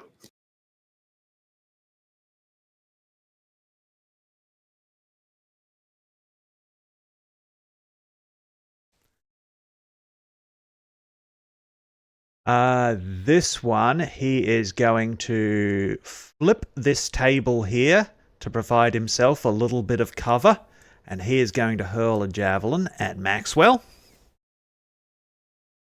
That is a 17. These goblins are rolling all right. Yeah, that hits, unfortunately. That is 5 points of damage. Ouchie for level 1. Oh, yeah. Yep, down to 4. Mm-hmm. And the last goblin.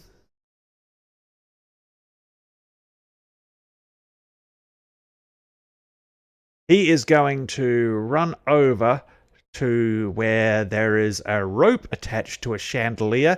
He's going to hold onto the rope and do a little bit of a swashbuckling move, cut the rope, propelling himself up into the air, and he is now hanging from the ceiling.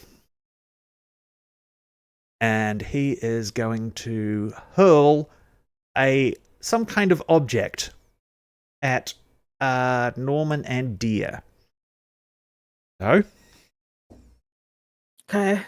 It hits the ground between the two of you and explodes. Can you make a Constitution saving throw, both of you?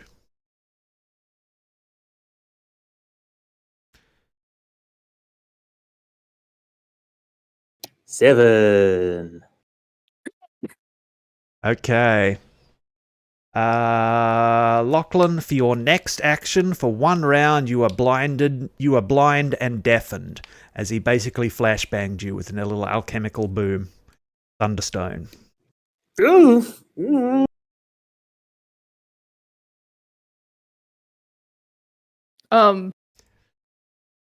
Yeah, Dia shakes it off, I guess. Yep, Deer's fine. Deer's fine. Brooke. Okay, hang on. I think I've got. No, hang on. Hey, there we go. So I'd probably start out here, and I'd have to move.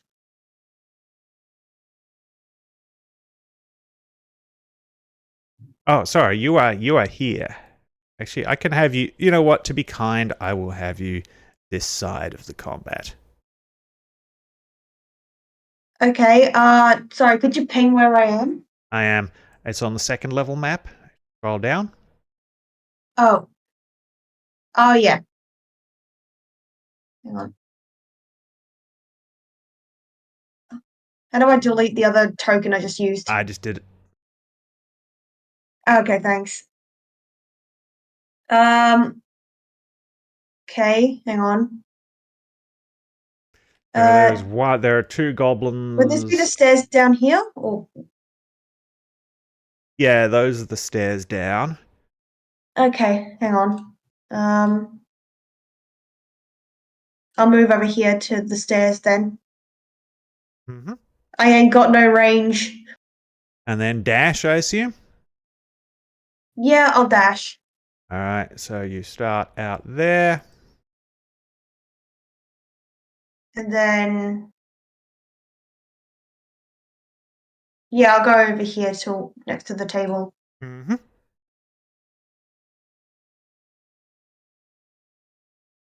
And that's my entire turn. All right, level 1. Level 1. Level Dia. Hello. How's Hello. it going? All right. So from the level that we're on to the ground, what's the height? Enough to take D6 fall damage if you don't make an appropriate check. I need to know because I have ranges on things like Thorn Whip that are only 30 foot. Okay, you will be able to thorn whip all of these dudes will be within 30 feet, I believe. Probably except this back dude. Sweet. Okay. So these two, the one hanging from the ceiling and the one who shot at Norman, are both You got a chance to do something funny here. Well, I'm trying to decide which sort of thing I'm going to do. I can see 2 very Because funny things you could do, actually. the thing with Thorn Whip is that Thorn Whip moves creatures closer to you Yes. when you use it. Which could either be off the ceiling, or if you position yourself right, So I would into like fire. I would like to move. And again, like I'm not very familiar with Roll20, so a little bit of assistance here. I'd like to move in such a way that I can get an angle on the guy hiding behind the pillar. Mm-hmm. Which probably isn't too far to move. Yeah, so were you thinking of pulling him sort of this away? Is that what you're thinking? Okay. Yeah, that's exactly what I'm thinking. So we can move you. You got... Halfling's got 30-foot movement, right? Or is it 25? 25. It's 25. Okay, yeah, not a problem. Not a problem. You can move to there. Beautiful. Oh, wait, that's you. Yeah, that's me. And then, yeah, I'm going to try and Thorn Whip him into the fire. Okay. Yep. Let's go. Roll to hit. Hang on, let me refresh myself. I believe my spell attack's +5. Yes. 22? That is definitely a hit, even with the bit of cover he's getting from the pillar. So roll your damage, and he is pulled into the That's- fire. 5 damage, and then up to 10 feet closer. So I don't want to pull the full 10 feet. I just want to flick him into the flames. Okay. All right. So do you want the good news or the bad news? Go on. How much damage did you do, by the way? 5. 5. Okay. Go on. So the thorns digging into his skin. Yep. And you pull Does him 5. into the fire. Good news or bad news? Just hit me. Just go for it. Okay, so you pull him into the fire where he falls directly onto that bed sheet over the fire I mentioned, cooking the that's powder. right. The powder spills into the fire. There is a great big fa-poof as it just he is like ashes and everything and just scattered all over the room. The room fills with smoke, and he is basically blown to smithereens. Like, Yes. We'll Good. say Brooke and Maxwell, can you make a dexterity saving throw? Oh, yay. gotta love them dexterity Sorry. saving throws.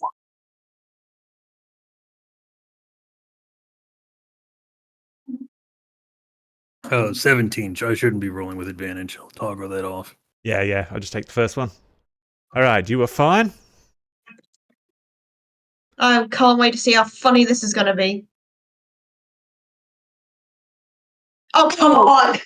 Okay. My rolls are cursed! We'll I'm just give sorry. you 1 point of piercing damage from shrapnel. Ow, shit! From above, just And I quickly grab the corpse of the goblin with the smashed-in face and use him as a goblin shield to absorb all of the explosions coming at me. so I'm going to hide the area of the map that is now fully smoke filled. So I hope we remember where everything was. Because that's... Oh, Brooke, you actually wouldn't have any problems with this. You're not affected by not being able to see. if anything, I've given Brooke an advantage. Yeah. Yeah, and taking I away was- mine. I was born in the darkness, molded by it. Yes. You goblins merely adopted the darkness. Yes. Okay. So we burn back up to Maxwell. Maxwell in the darkness, surrounded by smoke. Big theatrical smoky entrance. Kind of, I do a Bruce Willis double take at the goblin with all the shrapnel in its back now. Well, I'm done with you. I drop him. Alright, let's see here. There's a javelin in my shoulder. That's not so good. Go ahead and just karate chop snap that shit in half. Have to get to it later. Spit some blood on the ground. Ugh, that hurt. Alright. What's my best play here? Well, I work here, so I know the layout of the place. But if I can't see them, they can't see me. Huh. Yeah, I'm gonna get them. Alright, so I'm gonna go ahead and move south. Looks like, what, 15, 20 feet? So I'm gonna have to make some kind of guess. Count my steps. I'm gonna use my insight as kind of like a gut feeling. How about Am I perception? I can do that. Yeah, I'm trained in both. So I'm going to go ahead and just perceive myself, even though I'm blinded here. I'm familiar with the layout of the room, and I knew where that motherfucker flipped over a table. So what I'm looking for here is the table, and then I should be able to spin around and put this guy into some real hurt. So there's a perception check. Let's see what we got here, Zola. All right, well, if I was going to have a shit roll, that would be it. Okay. You do get to his vicinity enough to take a swing at him, but it will be with disadvantage. Okay. Well, hey, I'll take that. So I'm going to go ahead and toggle this and just Try to get a hold of him. Even with disadvantage, fucking hard hitting high rolls. Okay, Let's how go, would you- Zola! How would you like to flavor you springing upon this goblin So- and giving him So the beat after I throw down the dead goblin, I kind of like, Jack Sparrow my way south here until I can kind of tap the board, and then he makes a little squeak when I tap the table, and I spin around and I grab him in my arms and I lift him up and I say, "Oh, no more complaining, little fuddy," and then I just snap his neck. Jesus Okay, Christ. Jesus. Okay. And then I discard his corpse down there, and I still got plenty of movement, so I'm actually going to use the darkest to my advantage here. I'm going to get into that corner 5 feet down south. Maybe 5 feet down. Mm-hmm. Perfect. And I'm just going to kind of put my back towards the corner and get ready for, next round of combat. Now I know how to get to the door because I can follow the wall, but I want to use this cover.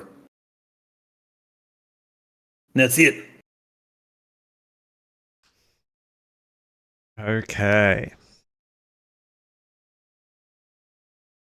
Norman. So yeah, Blinded Norman's still and deafened. blinded and deafened from the smoke bomb. Norman has no idea that Norman probably felt the shaking from all the gunpowder going off.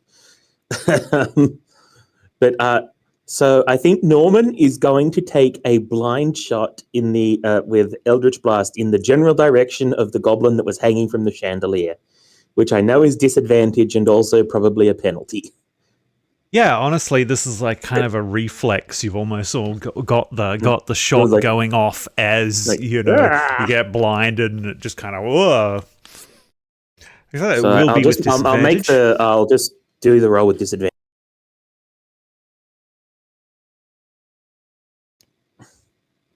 Wow, actually decent. Okay, Still don't know if roll it your would hit. damage. 6 force damage. Okay.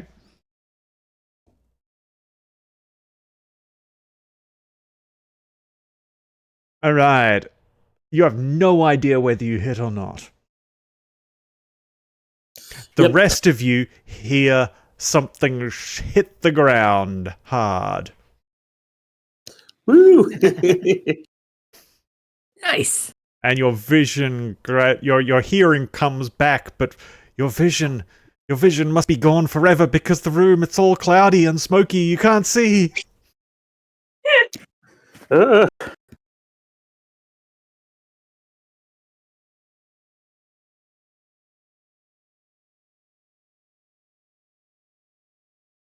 Okay. Dear, you sense stomping, clomping sound of that tree-like creature retreating from the fire. Yeah, get out of there, buddy.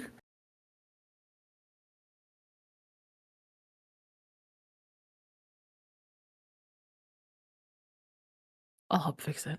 Kind of a horrified howl.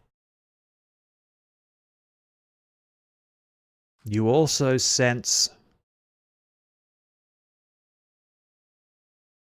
3 more goblins enter the room.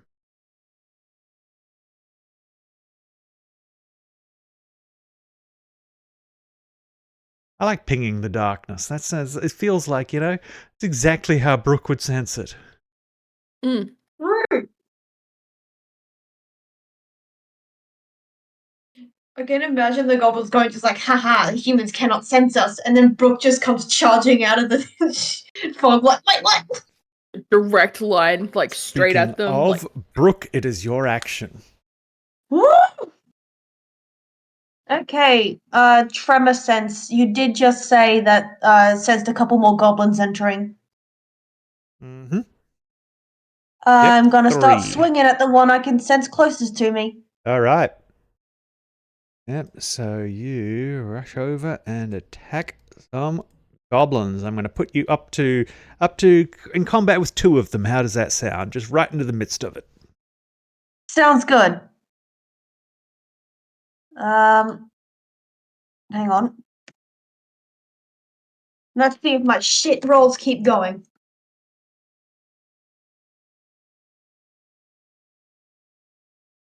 God damn it. I'm having the worst luck today.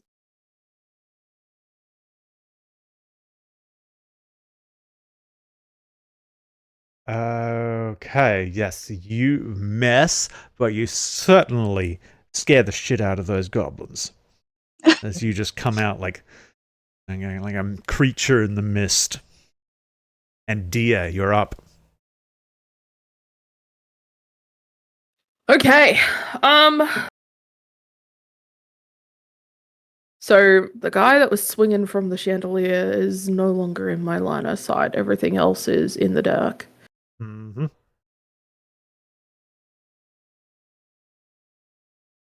Okay. I've been trying to consider what Dia would, because it's what I would do, and there's what Dia would do.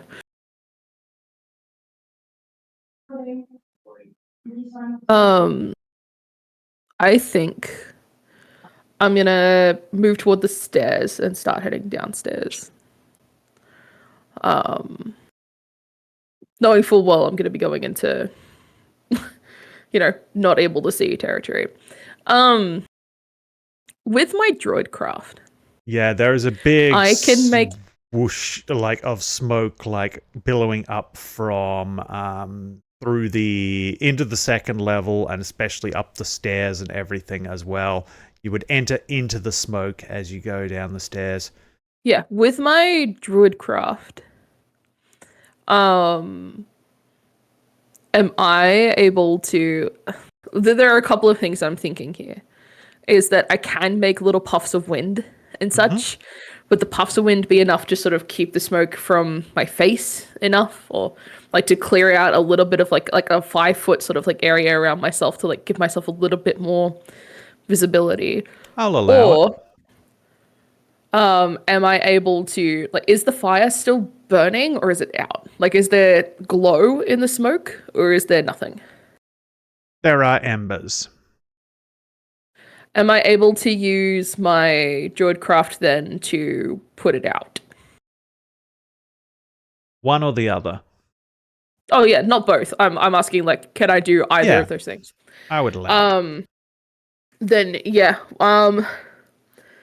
To try and stop further production of smoke, I'm gonna use Druidcraft to put out the last of the embers.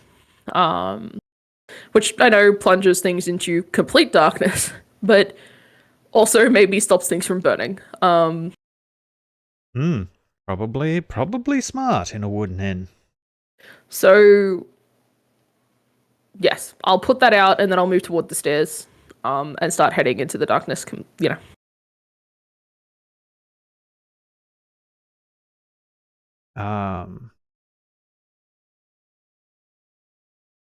Fake wildfire druid putting out fires. Yeah. Well, Say it to my face.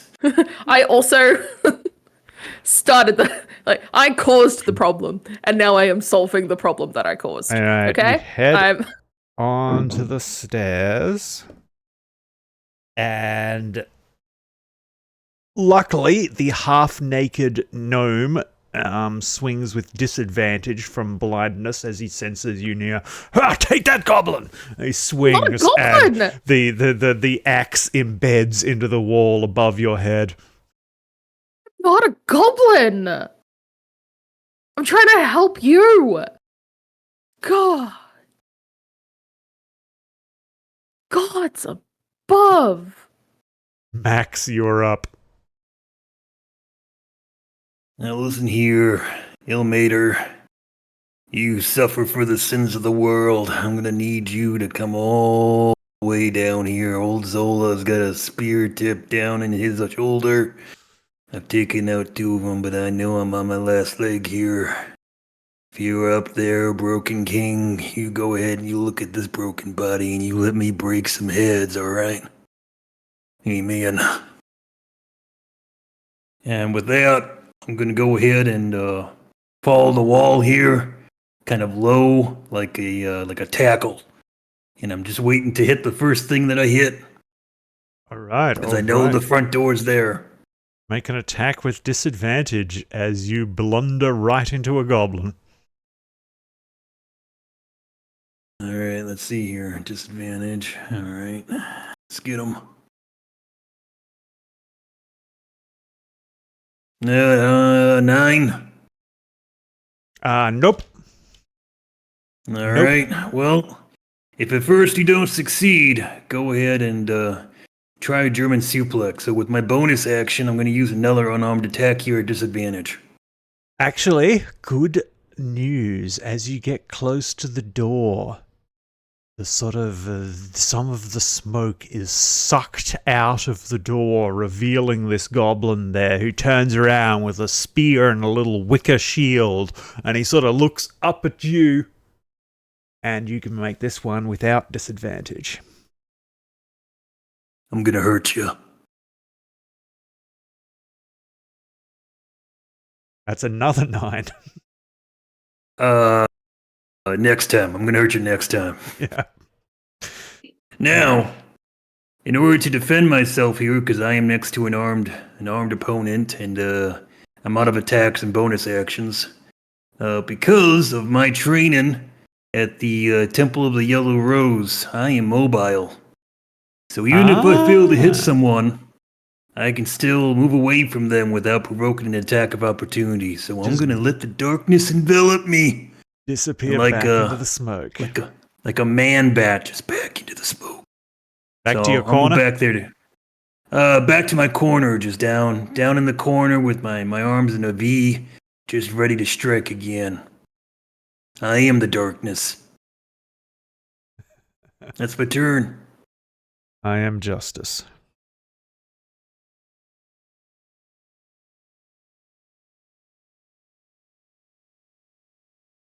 Okay.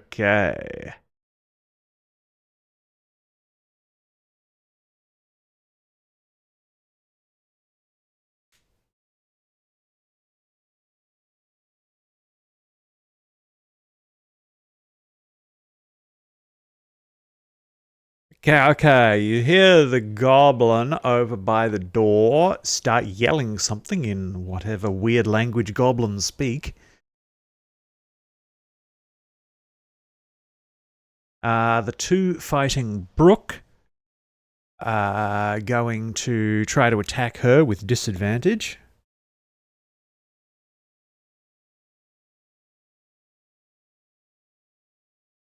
Does a 14 hit you? Beats it, so yes. Okay. However, the other one, his nerve is a little bit rattled, and he is going to actually pull back out of the darkness, thinking that he has a little bit of cover, so if you want, you can make your reaction to attack him. Oh yeah, I can make an attack of opportunity. Mm-hmm. So where do you think you're going? However, Yeah? you do take 7 points of damage from the other one's spear. Okay. Please, game, let me have one. Please tell me that hit. That It's 18 gotta is hurt. definitely a hit. Woo! Let's go!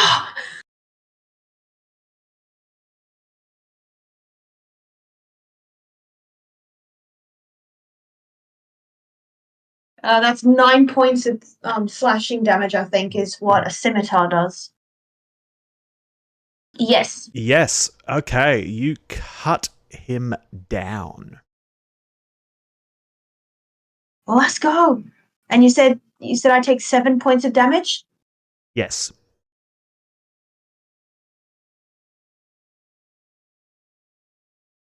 I am looking a bit hurt. Most of you are at this point. And Dia, you are up. All right. Smoke is not at all clearing, like, in any way. We're now in complete darkness anyway because embers are out. Which means anything I'm doing is at a pretty severe disadvantage. I don't have the lay of the land so much. Can I try to listen for where there is fighting and sort of shift my way toward it? Yeah, certainly. Certainly. Cool. I assume you're not dashing, just generally moving? No. All right. I'm not dashing. Okay. But yeah, if I can listen out for where some of the fighting is happening,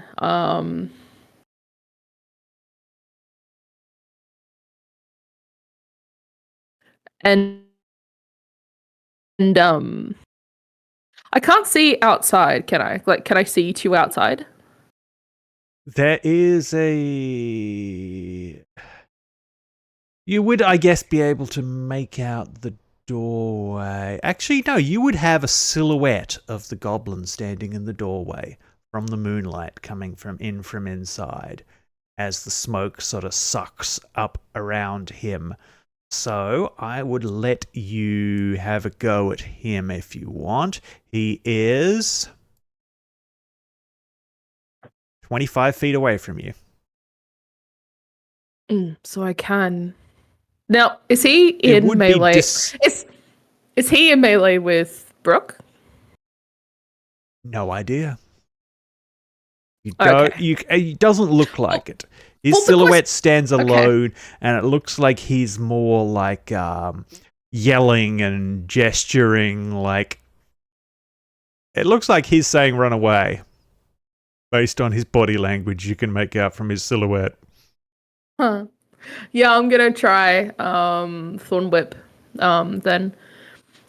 So it'll be disadvantage.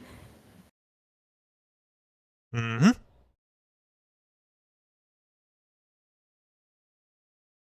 So it'll be 5 plus 5. The total roll there would actually be a 10. Okay, that would be a miss.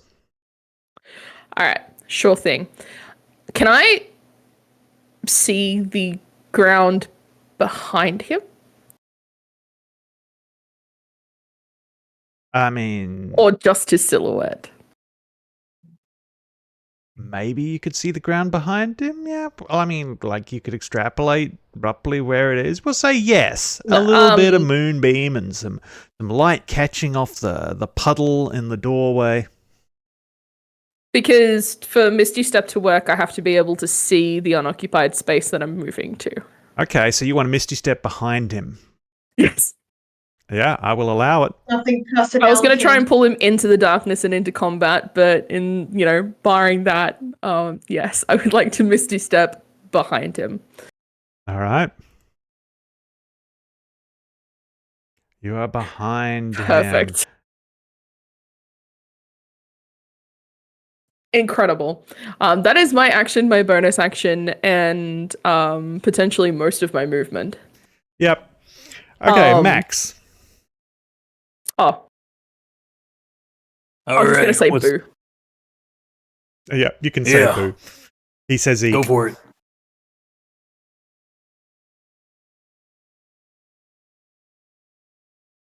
Anyway, continue.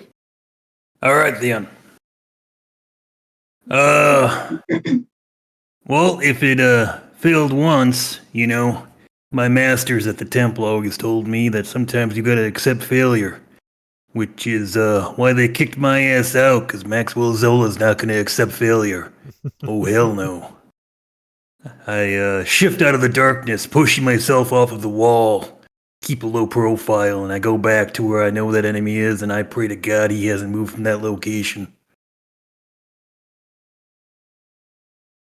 He's still there. He is, and it is no longer disadvantage as you come upon him. You come upon him in the darkness. Just a flying knee. All right, I'm not feeling with my Mhm. hands. I'm just a perfect V extension of my left leg, directly at goblin head height. Let's see what happens. Give him that Tony Jar. Yeah. Well, unfortunately, I miss him on that one.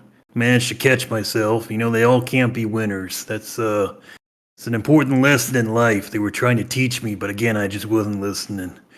So I'm gonna go ahead and use my bonus action, and I'm just gonna, you know what? Keep it simple. Just keep it simple, Zola. Just punch him in the face. 15 is a hit. All right. Well, that's 6 damage as I just straight jab straight to the face there. He is rocked by the powerful blow. Just kind of almost goes cross-eyed from the pain of probably had his nose broken there. When I come back here, little man, I'm gonna finish you off. And then just like that, Zola disappears into the darkness again. An apex predator just out of sight. Norman. Oh, so the ground floor is still just completely filled with smoke and also dark? Yes, though I would say you have a silhouette of the one in the doorway there. Oh, So, if I you can know? see that one and take an Eldritch Blast at it, then I'll do that. Yeah. Yeah, I'll say that with the door open and, all this movement around there, it's stirred up the smoke, which is starting to clear in the vicinity of the doorway. All right. So just a straight roll. No advantage or disadvantage. That's correct.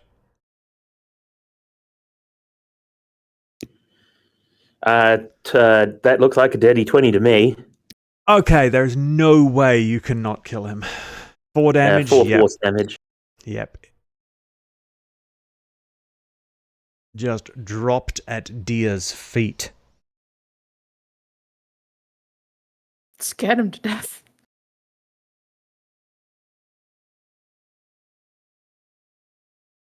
I'm terrifying.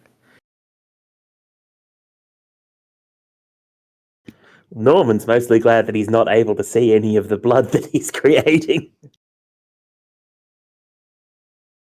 Yeah, that's Okay. all I've got. The last one is just going to disengage and try to run from Brooke and is going to come headlong into Dia in the doorway here and basically bowls right into Dia. So, Dia, I'm going to give you an attack of opportunity, basically negating his disengage action because he's running right through your space. Cool. This will just be with the quarterstaff. Mm-hmm. With my big stick. Which I'm currently holding one-handed, because I've been using my other hand to cast my magic spells. Yep. Quarterstaff is dex, isn't it?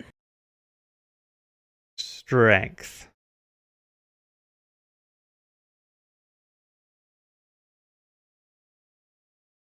$13? Nope, unfortunately you miss, and he sort of starts running down the road there. I wasn't expecting to have to use my big stick. Yeah, understandable. So is it my turn? Well, it's Brooke's turn, but Brooke, I don't Brooke's believe you have any ranged, so... I do not. So if you would like to skip and give Dia a chance to do something about the one fleeing goblin? Yeah, I will skip my turn. Alright. So, Dia, you managed to... Born whip! Yeah. Before he has a chance Where do you to think you're disappear going? amidst the roughly circular buildings, kind of honeycombing the village landscape.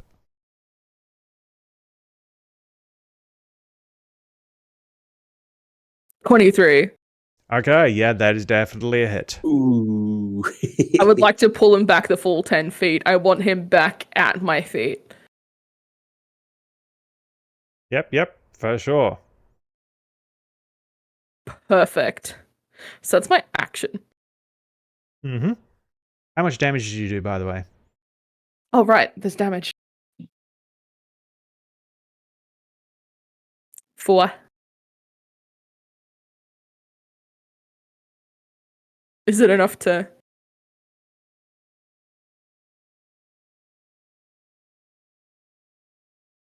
That was the most Jersey sounding 4 I've heard in a while. Okay, it is not enough to kill him, but Okay.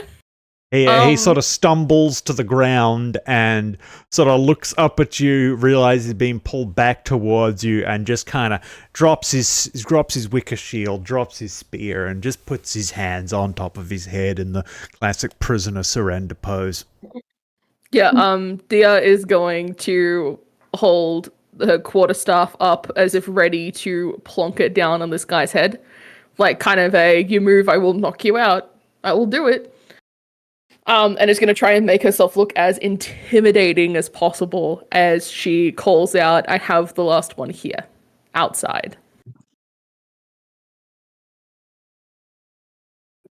As intimidating as a, little, druid. He's little too. Nearby, in the shadows of a nearby building, suddenly you hear a deep, guttural rumble noise. The lightning of the storm crashes, and briefly visible there is a soaked, large, bestial animal creature that with a snarl leaps forward, grabs the goblin between its jaws and shakes it, drops its mangled body, and then leaps off to the darkness. Never mind, it's sorted. It's our goblin, hey! Dia I mean, you could is try to just attack of opportunity the giant fucking timber wolf if you like. No. No, thank you. I think I'm okay, actually. I'm good. I kind of finished the job for us and ruined the whole interrogation thing. It's fine.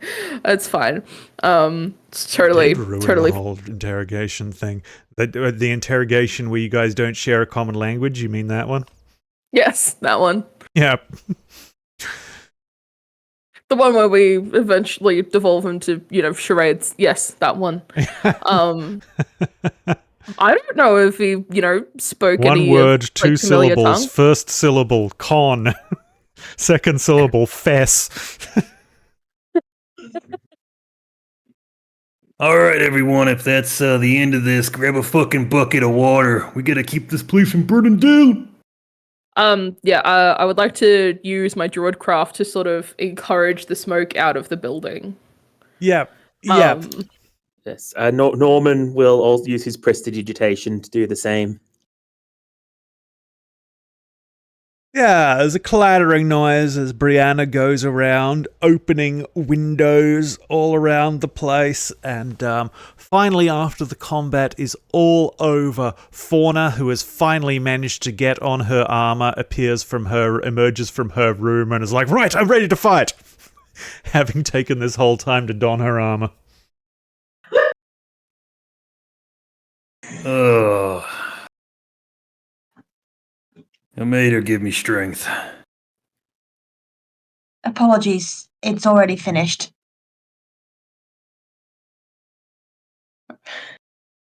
Once the room is clear enough and we've got some visibility back and all of that, I would like to do just a cursory sort of medicine check, like how are our injuries looking, who's worse for where can I help out? Yeah, absolutely, roll that.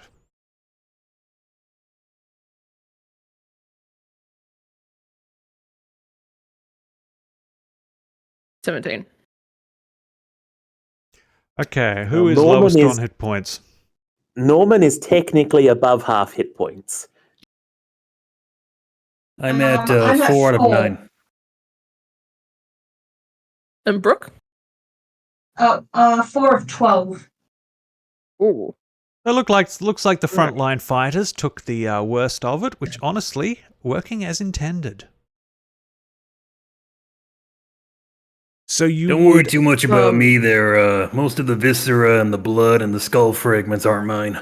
They're broken, good. and several broken goblin bodies around the place. One is blown into a number of pieces. The room sort of fills with a sort of a burning flesh smell a little bit, as sort of the waxsmith dwarf kind of gets a big poker out of the fire and starts to fish what's left of the goblin corpse out of there. Smoke powder, he says, tapping the barrels, the kegs there. Looks like they were trying to dry it out. Well, Damn fool's probably got it wet, lugging it through the storm. Oh, is that the thing that's used in fireworks and such like? He nods in thought. Oh. Probably lucky it rained tonight, otherwise this place would be one big firework. Oh goodness! Ooh. Yeah, we'd all be dead. Where the hell did goblins looks- get their hands on smoke powder? How the hell did goblins get in all the way in here past the guard? I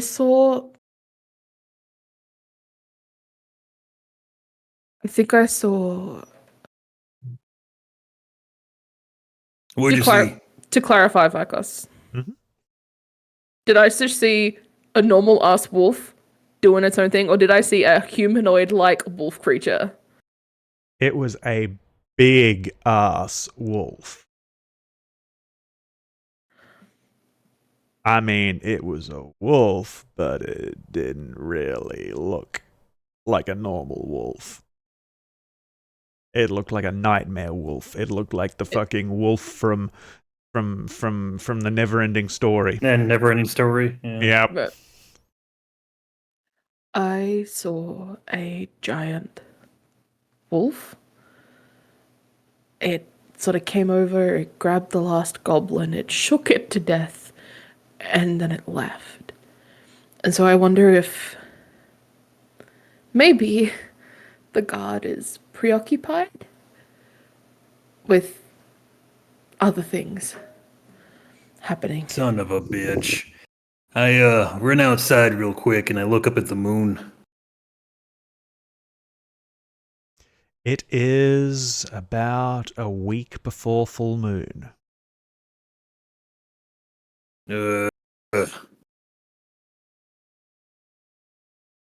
I get back inside and I bar the doors close. Oh, okay. Holding the whimpering puppy in her hands and stroking and calming it, Brianna looks around and says, "Where's Raylin?"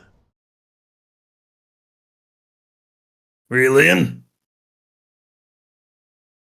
Oh, that's not funny. She rushes saw off her. towards the back parts of the room to where the barmaids sleep. Did we not see her burst out of her room? No, that was Brianna. That was Brianna. Like, right at the top, somebody burst out of their room Yep, to look that around. was Brianna. And... Oh, Yeah, Brianna and the dwarf or gnome with the two axes are the ones right, who okay. came out. Yep. Who should probably go put some pants on. Hey, if you got it, yes. flaunt it. I'd rather you didn't flaunt it. Be you, man. Be cool.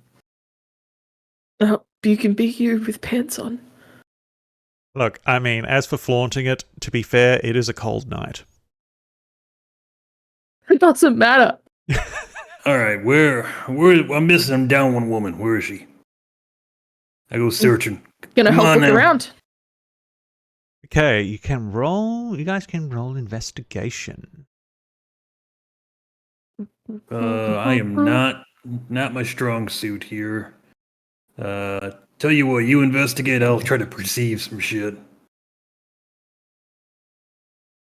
I I'm might just gonna try look all and around the see room. if I can get anything with tremor sense. Mm-hmm. I'm just scanning the room, by the way. I'm not trying to like use my perception for investigation. So. Okay, what you do notice, Maxwell, is strange, sappy, blood-like substance leading back towards the back rooms. I pointed out to the investigators. Oh, we'll follow that then. We will follow that trail. Well, Dio will.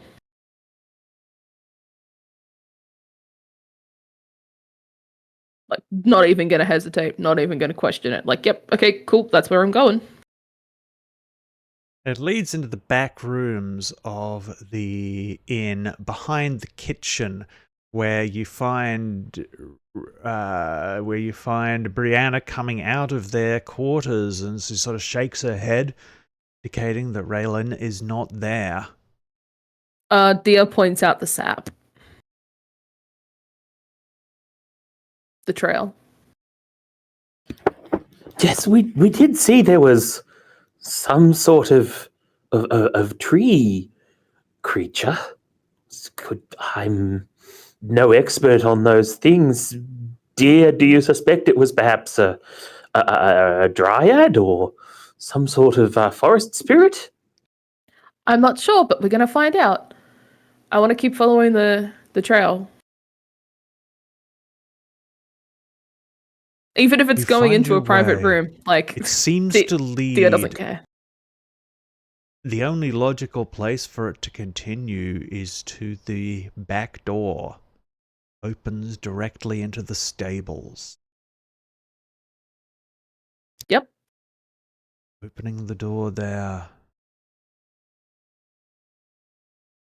The two horses stabled there, they kind of shake against their corrals, obviously in distress.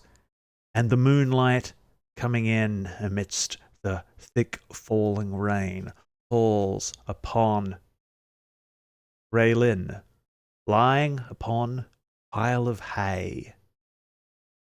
As you get close, you realize the arm is badly fractured. Immediate sort of, if there's a medicine check that I can do to stabilize it, worst case, I'm sinking a spell slot. I might try is she conscious?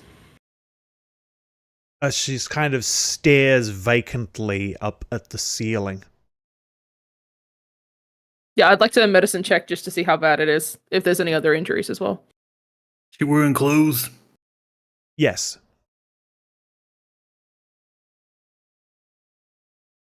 That's medicine at 19.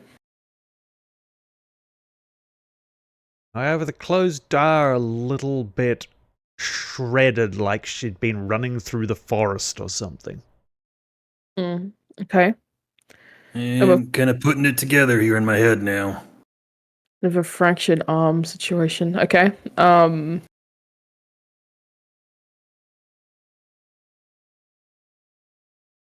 It doesn't look like she's gonna keel over and die on us anytime soon. No, but it looks like a compound fracture, so we're looking at some healing time here.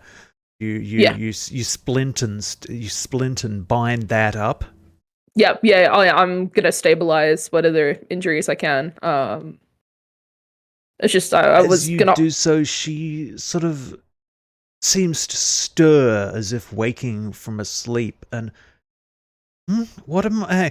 And she goes to sit up and then just winces. No, don't move. Don't move. Hey, it's Zola, honey. I just need you to be calm, alright? What happened? She whimpers. I was asleep, and why am I out here? You got attacked by some goblins and you hid out here and we just found you, alright? But just keep it cool. This little halfling's helping you out, alright? You'll be okay. I just need you to take some deep breaths for me. That's all I need. Okay? That's what you focus on right now, is just breathing. And Her sister comes and brings her a heavy robe. Mm. For warmth. if it's compound, we are going to have to reset it properly at in some way or another. Do we know any healers? I can, but I'm not. Well, we could ask the druids to help, perhaps. Well, let's get everyone back inside and locked down. We don't know if this is a bigger threat or not, and we got wounded. Come on now. That seems wise. If I may, on a different subject, dear. Dobrith the druid, one of the ingredients that he required was dryad blood, was it not? Yes, it was.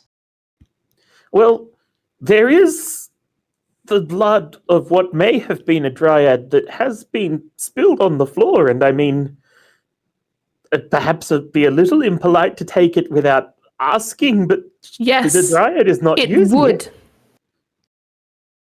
It is it's on the floor. I'm not sure. I'm not sure if that means that It's on the it's still- floor, mingled with all other kinds of things. There is dirt. There's fibers from the wood and the stone. There's all manner of things that can mix with it, and no permission has been granted. We're not using that blood. No, you're right. You're right. It would be contaminated, wouldn't it? No, you're right. Zola kind of raises an eyebrow at that entire conversation. Uh-huh. Alright. You guys agree to come inside? Yes. Dia's trying to help Raylan back inside. Yeah, between the lot of you, you managed to escort, carry, whatever, back inside into the warmth. And perhaps with good sense, bar the back door leading to the stables as well, in case the wolf is still prowling. Yeah, I'll do that. But yeah, Dia goes back to explaining that I can heal, but a lot of my knowledge with healing is more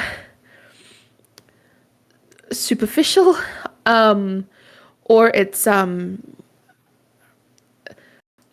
I'm afraid I'll do it wrong.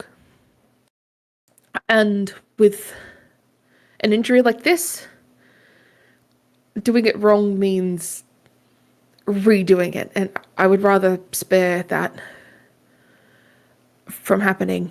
So rather than fumble, I'd rather somebody skilled. I will defer to your expertise in this. I've no experience in medicine. But we can keep it stable until it's light. Let me tell you something one of the monks at the Yellow Rose was trying to teach me, alright? Fear is the mind killer, alright? So if you want to wait for an expert to come along to do this right, alright, fine by me. But if the reason you're not helping out my coworker here is because you're afraid of fucking up, that's on you, alright? Let me be clear. Fucking up means we re-break the arm. Yeah. Which causes her a lot more distress than what she's already in. Yeah. So less fear and more concern. I don't want to cause more pain in trying to help. Hey, it's your call. You're the one with the magic, alright?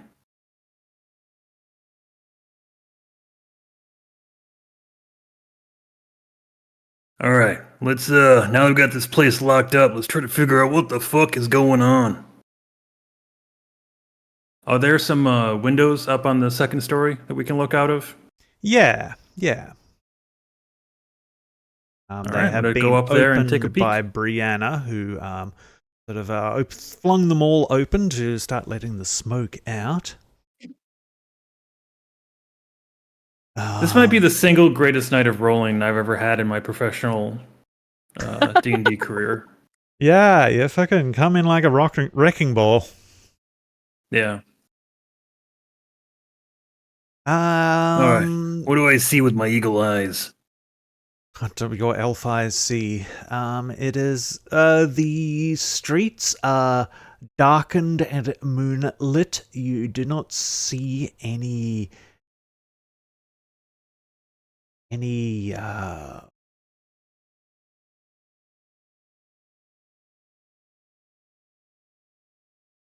activity Yeah. out in the town, and something about that sort of strikes you as slightly odd.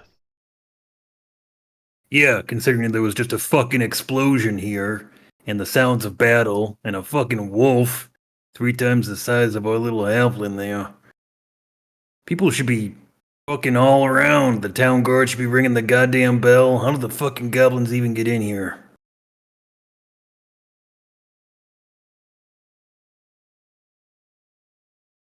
I get back down to the party. I tell them, look, it's gonna get worse before it gets better. I don't see anyone out there, and that's not the case, you know. Someone should be investigating on us, making sure we're all right. It seems that Fauna has some knowledge of medicine, and she has come over to help with treating Raylin, who's now a little bit sort of pale and sweating as the pain has sort of now caught up to her. And, good. Brianna has fetched some large spirits, some booze, and sort of set a bottle down on the table for pretty much for anybody who would like to partake. Dear does Yeah, I'll not. take a swig. Some pre-dawn drinking. That's not going to come up back and bite you later in the day. Meh. Can we search the goblins? Dio's focus mainly being trying to find any sort of hints or clues as to, like, probably difficult to tell with their recently acquired injuries, but maybe like if they've taken something from a guard, or if there's something that looks like it doesn't really belong here, things that are sort of out of place. Glean some more information from bodies. Yeah, sure. So, between the goblins, you managed to retrieve a handful of pilfered items from around the bar, including a couple of nice-looking tankards and the cash box that is kept under the bar, still locked. They have a handful of spears, javelins, short swords, wicker shields, and 3 thunderstones. Right, well, the things that belong to the bar go back to the bar. You do observe that several of them have a necklace of some that is essentially like a severed animal's paw on a leather strap around their neck. Ooh, can I do some kind of religion-y, history-y Sure. sort of? Well, religion or history if you prefer. I've got proficiency in religion, so it'll be that. 14. The beast's claw. is associated with Malar, the Beast Lord.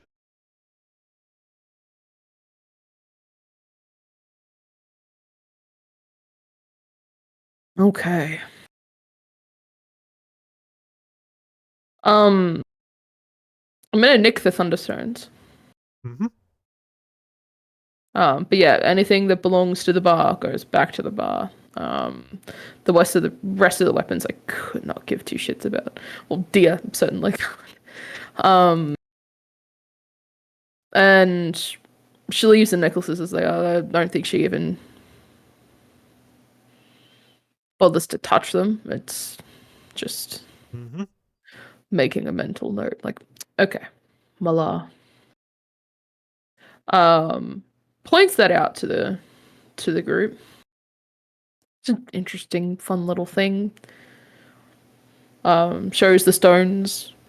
You know, she's not shy about the fact that she just grabbed them. She's like, yeah, they had these on them. They used one on us. Or Norman. Interesting little things you got there. Yeah, I wasn't really affected by it. I think I got out of the way, but Norman. Well, yes, well, it was somewhat of a very loud and bright. It somewhat limited my senses. Thankfully, it cleared fast So enough. I'm gonna hold on to one. There's two more. Other people can take. But it could come in handy to get away or distract, especially if things are gonna get Yeah. worse. Hand me one of those. I'm pretty good with throwing things. I look over at Brooke.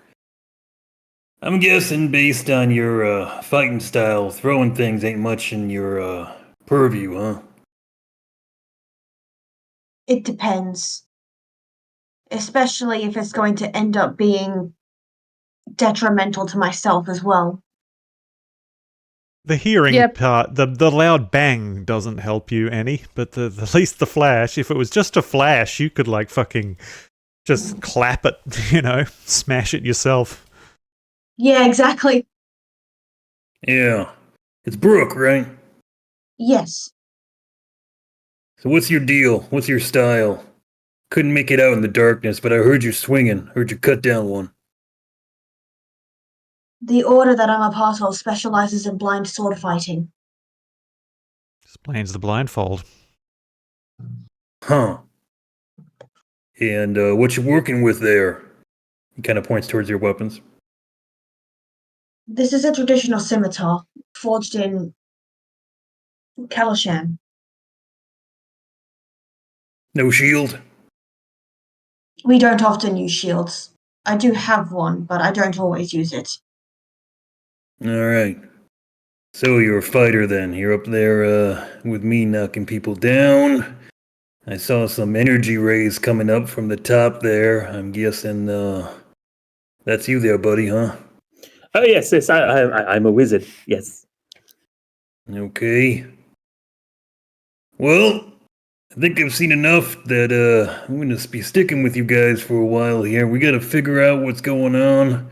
See if we can't make contact with another group here in town. But as far as taking out some goblins together, yeah, pretty good moves. Worked well. Glad to have you on board. Yeah, that strategy of dragging that goblin into the gunpowder really paid off. I'm just glad that it didn't pay off too well. Yeah, Yeah. you got to light a fire. It's 3:46 a.m. for Yes. me. Mm-hmm. I was just about to say we should call it there. Yes, we were fast approaching the end time there, so I thank you all for sticking despite us being universally joined by the extremely awkward time, and we're definitely all prepared for this session, very prepared. All of us got lots of rest. Absolutely, me included. But I do hope you guys had fun. I know I did. Yeah, it was fun. Great to watch you guys. A little bit of a dynamic combat there of the changing changing circumstances of the battlefield quite rapidly. That was Actually, great. really fun. That was a It's good my first time being with you as a DM, and I really appreciated the environmental, like just knocking over tables to get cover and stuff like that. You see with a lot of DMs that they don't actually use the map, right? They just kind of play Yeah. like a battle grid. So goblins are really dangerous for level 1 Yeah. parties. They are, and I totally even forgot that they should have a bonus action disengage. So they could Yeah. have been fighting even sneakier. But hey, we'll say that these are Malarite goblins. They don't disengage, they engage. Yes, thank you again. All right. Yeah, it's all been right. a blast. Thank you. Thank you very kindly. All right, thank you all for dropping by, and we shall have another session real soon. Probably not as much of a delay between this one and the next one. Maybe we'll have the same roster, maybe we'll mix it up again, maybe we'll introduce some more people. But regardless, thank you all for dropping by. Take care of each other, and save some time to take care of yourself. I love you all so very much, and you all deserve more love